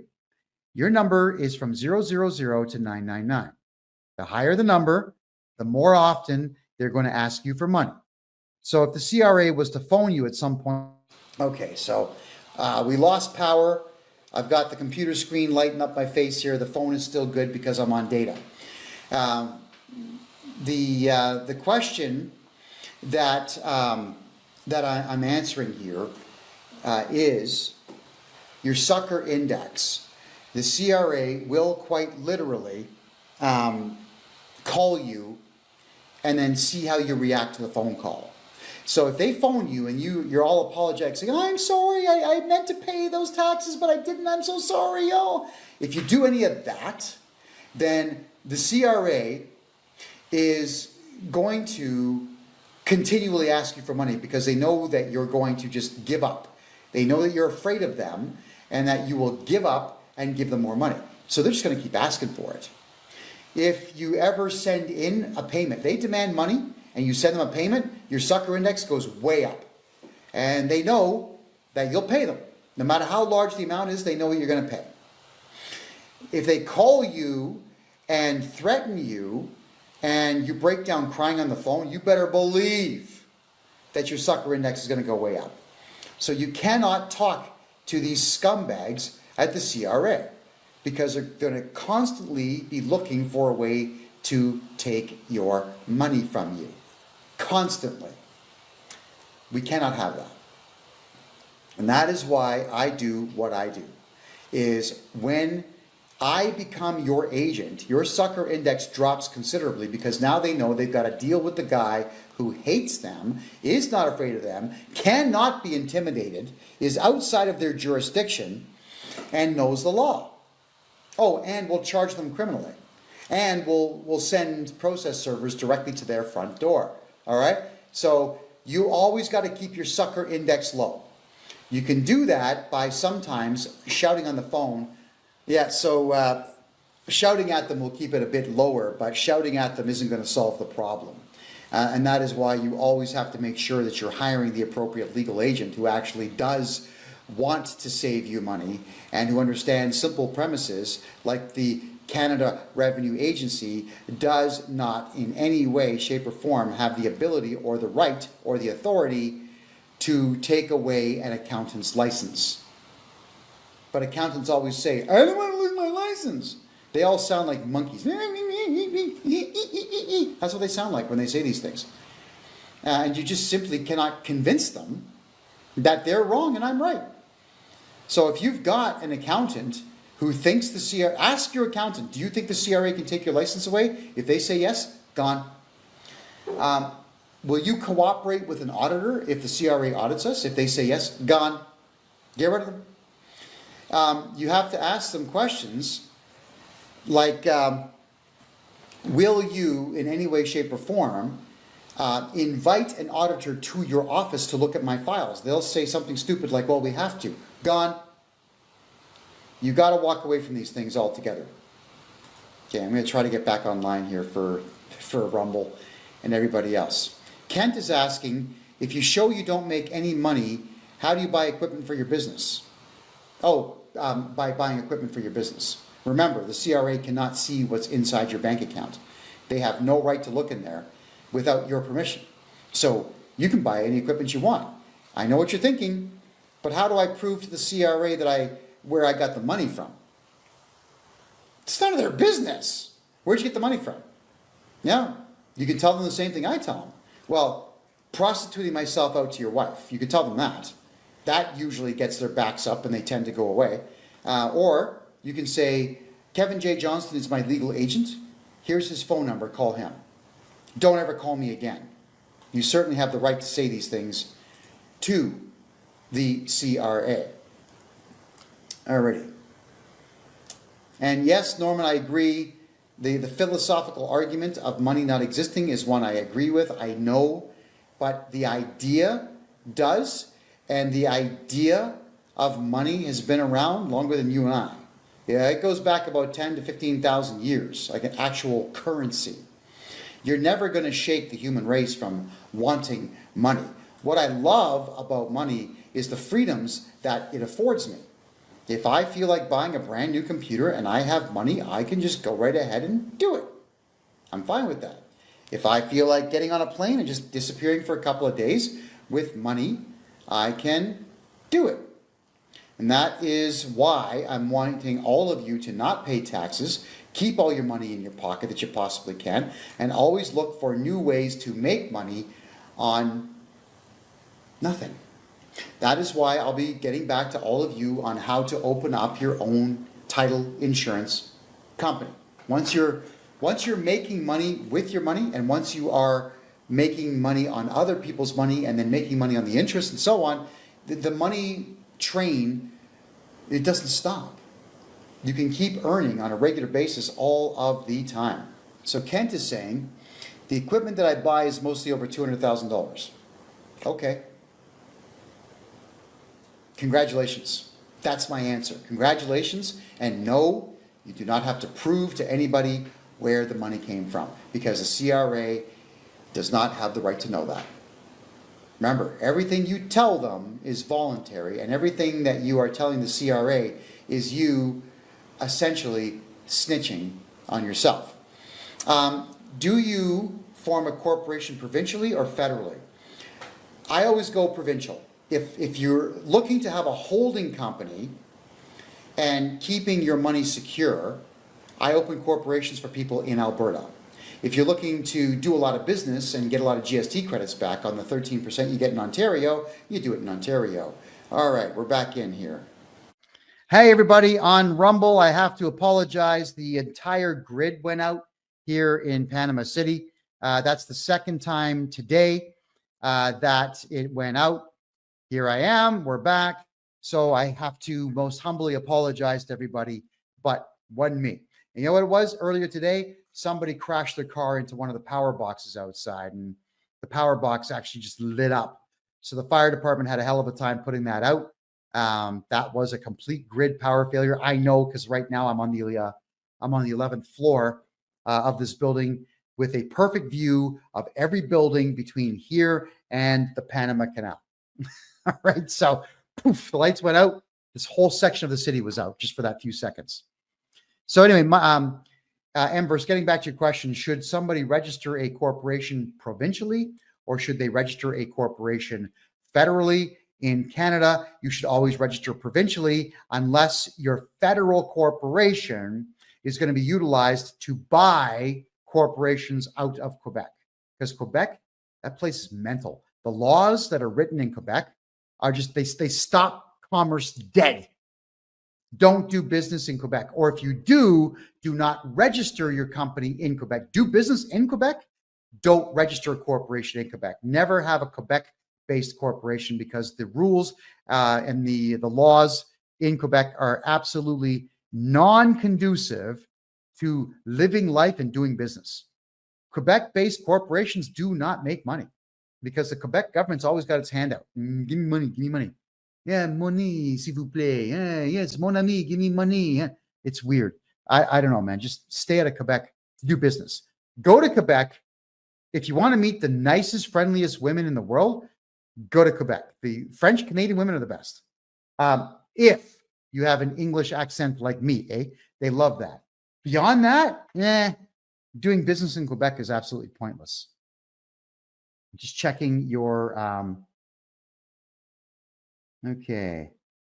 Yeah, so Maureen, the power went out here. I did answer your question on TikTok. What I will do is I will download the TikTok file, merge it with this one for you, and I'll put it up for the world to see. So I've got a little bit of work to do to get all that to happen. All right, let's go back to the Rumble room now and check out your questions. And again, we had a power failure there, so it was a little annoying.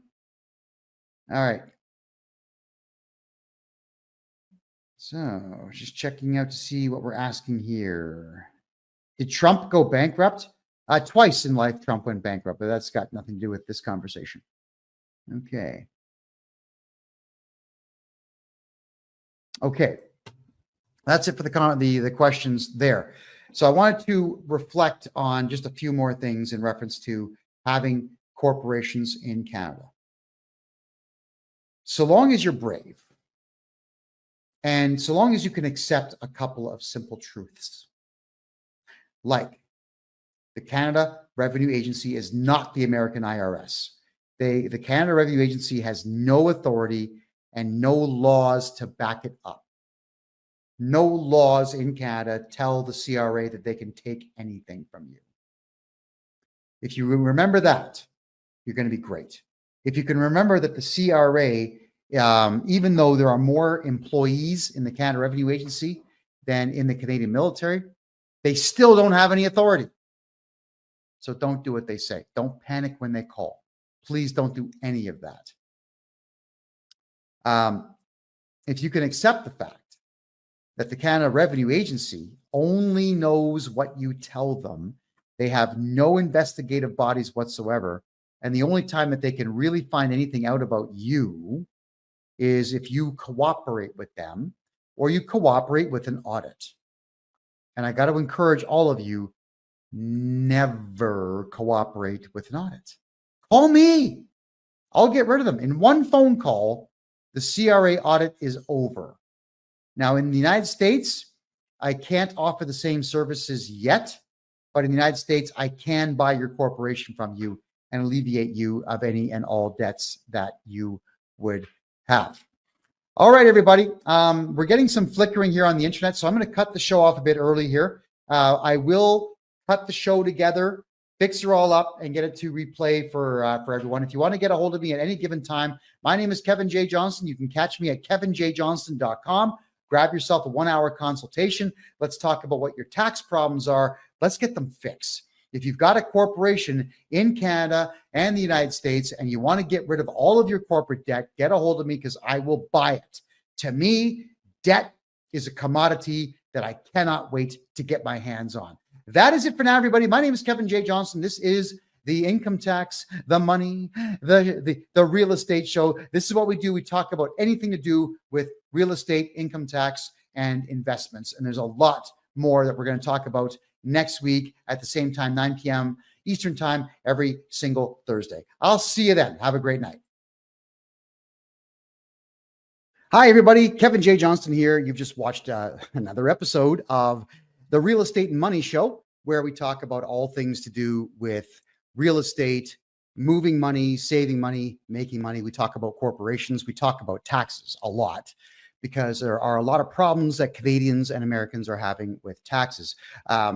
For my Canadian audience out there, I have literally been studying taxes, tax law, tax systems, the entire tax establishment since I was 13 years of age, when the Canada Revenue Agency, which were at the time called Revenue Canada, decided to lie to my parents, who were old school people and they really didn't know any better, who cooperated fully with the Canada Revenue Agency and had driven from my hometown of the city of Mississauga, which is beside Toronto, all the way down to St. Catharines, Ontario, which is right beside Niagara Falls, only to get locked into two separate rooms and got grilled by two losers, criminals is what they are, who questioned them for days, 2 days straight, even forced them to sequester themselves in two different hotels so that they could get the two different stories, and then came at my parents with a huge tax bill of 1/3 of their entire net worth. Forcible confinement, extortion, fraud, uttering threats, intimidation. These are crimes. These are very serious crimes being committed by people who have no authority to do so whatsoever. In the last 40 years, I have learned that the Income Tax Act and the Excise Tax Act are not laws. They are merely guidelines that allow the CRA to behave like the maniacs and the criminals that they are. If you don't feel like cooperating with the CRA, you shouldn't. All we need to do is just make sure that we pacify them by answering the minimal number of questions. And I do everything either in writing or phone calls where I don't answer questions.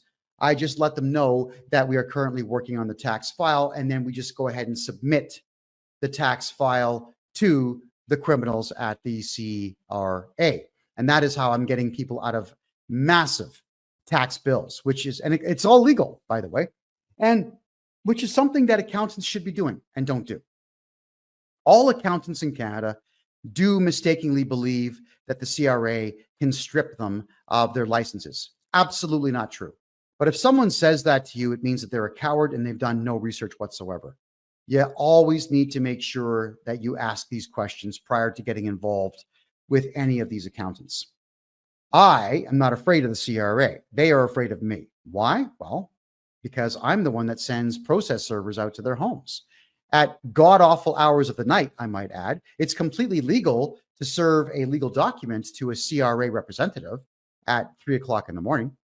It's completely legal to film it, not just for austerity purposes, but for safety's sake, because we don't want the CRA being able to call the police and lie about the fact that they were threatened.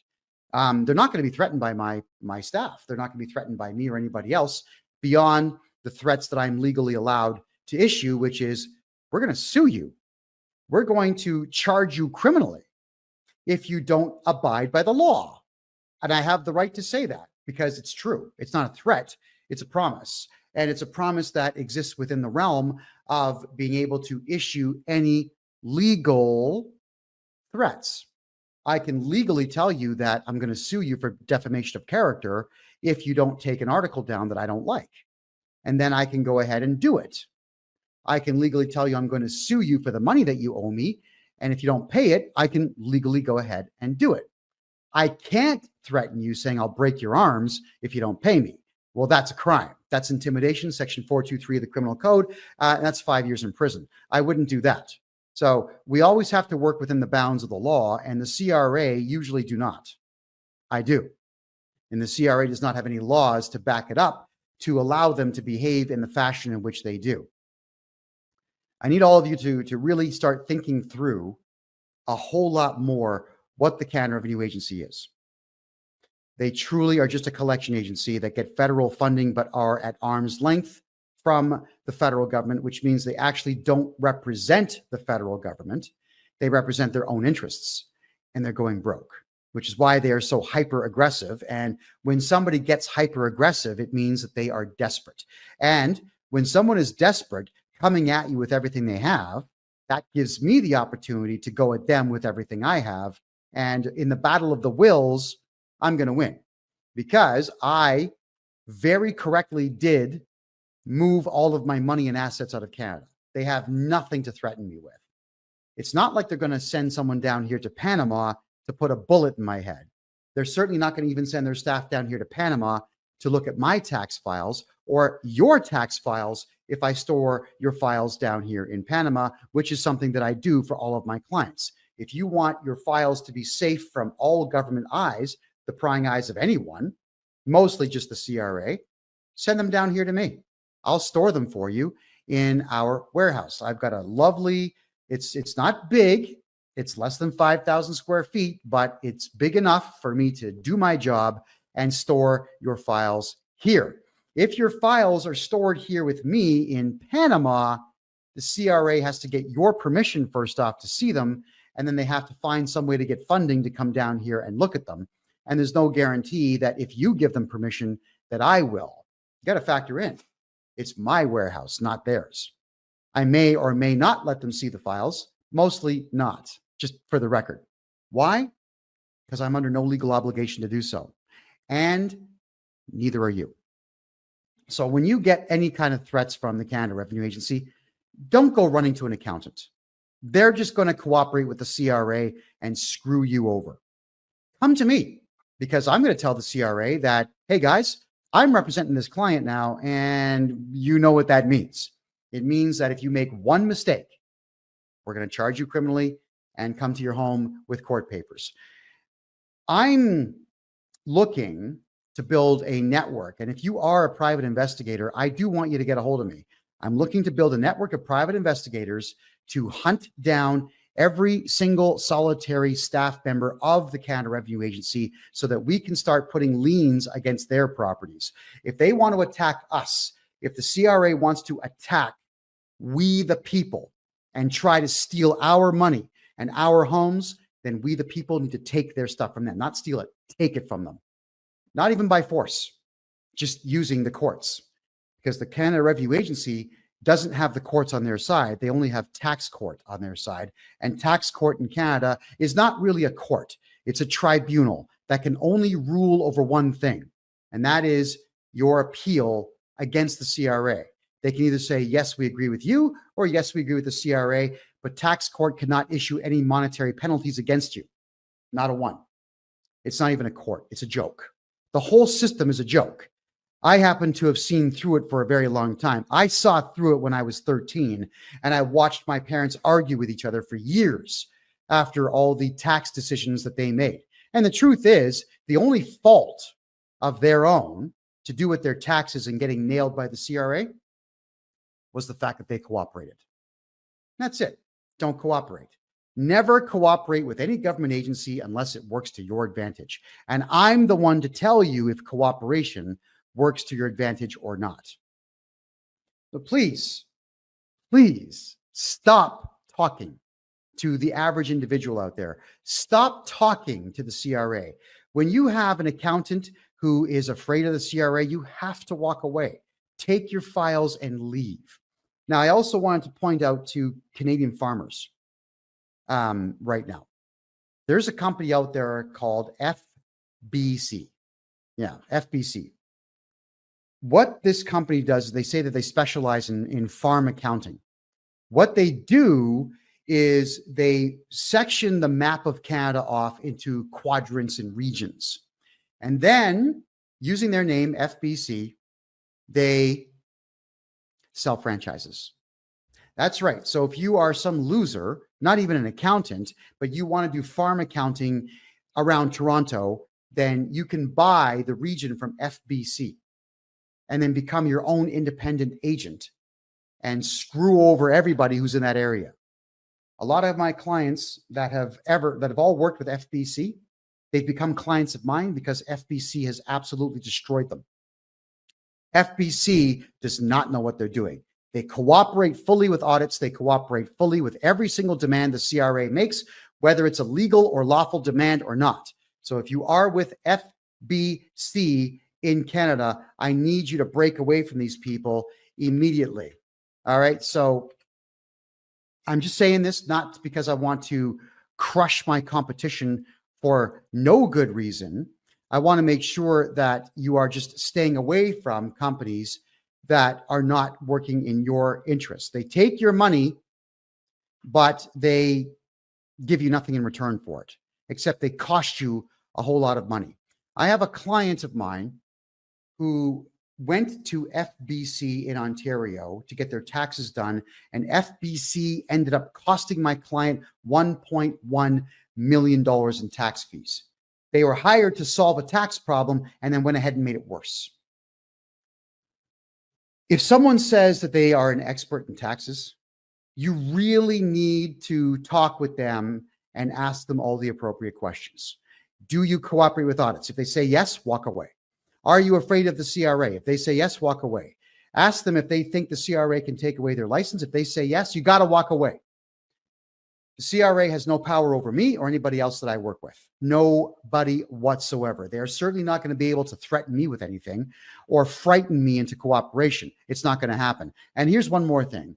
The Canada Revenue Agency is about 5 years away from being completely bankrupt. They may not even be around in 5 years. So let's take all of your money away from the CRA and expedite the process of them going broke, because you are allowed to redo your taxes going back 10 years. If your accountants in the past did not write off your medical expenses, your children's educational expenses, your legal fees, your old accounting fees, your marketing expenses, if they did not write all that off, we're going to find all of it in your tax files, and we're going to go back and we're going to write those off. And then we're going to resubmit your taxes properly. You'll be amazed how much money you get back when you put forward every single solitary personal and business expense that you are legally allowed to write off. I wish every accountant out there did this for their clients, but they don't. I think, honestly speaking, I'm the only one that does this. One more thing. Tax mechanics. Watch out for these people. The tax mechanics, they rely on free man on the land nonsense. Tax mechanics have a really good ad campaign running right now on TikTok and Instagram. And they do the same thing that FBC does. They issue franchises out across the country, and they cooperate fully with the Canada Revenue Agency. And they have screwed people, just destroyed people's lives. Because every single time that they get involved with something and they quote the free man on the land nonsense in court, they lose. And who loses when they lose? You do. Please be careful of FBC and be careful of tax mechanics in Canada. You will lose everything you've got. Here, kevinjjohnston.com. Please get a hold of me, book a 1-hour consultation. They're only $150, and until the end of 2024, there's actually no tax on them. I'm not charging HST on them yet. Until January 1st, you can get away with not paying any tax on that consultation. And let's go through your entire tax file, get a strategy formed, and get your money back where it belongs. And that's in your pocket. Thank you very much for watching, everybody. This show is every Thursday at 9 p.m. Eastern Time. You'll always catch it here on my Rumble channel at freedomreport.ca. And to start saving money, head over to kevinjjohnston.com, book your consultation. Let's do it. Let's have some fun. You need to enjoy life, and we can do that by making sure that we take every penny back that's yours. Thank you.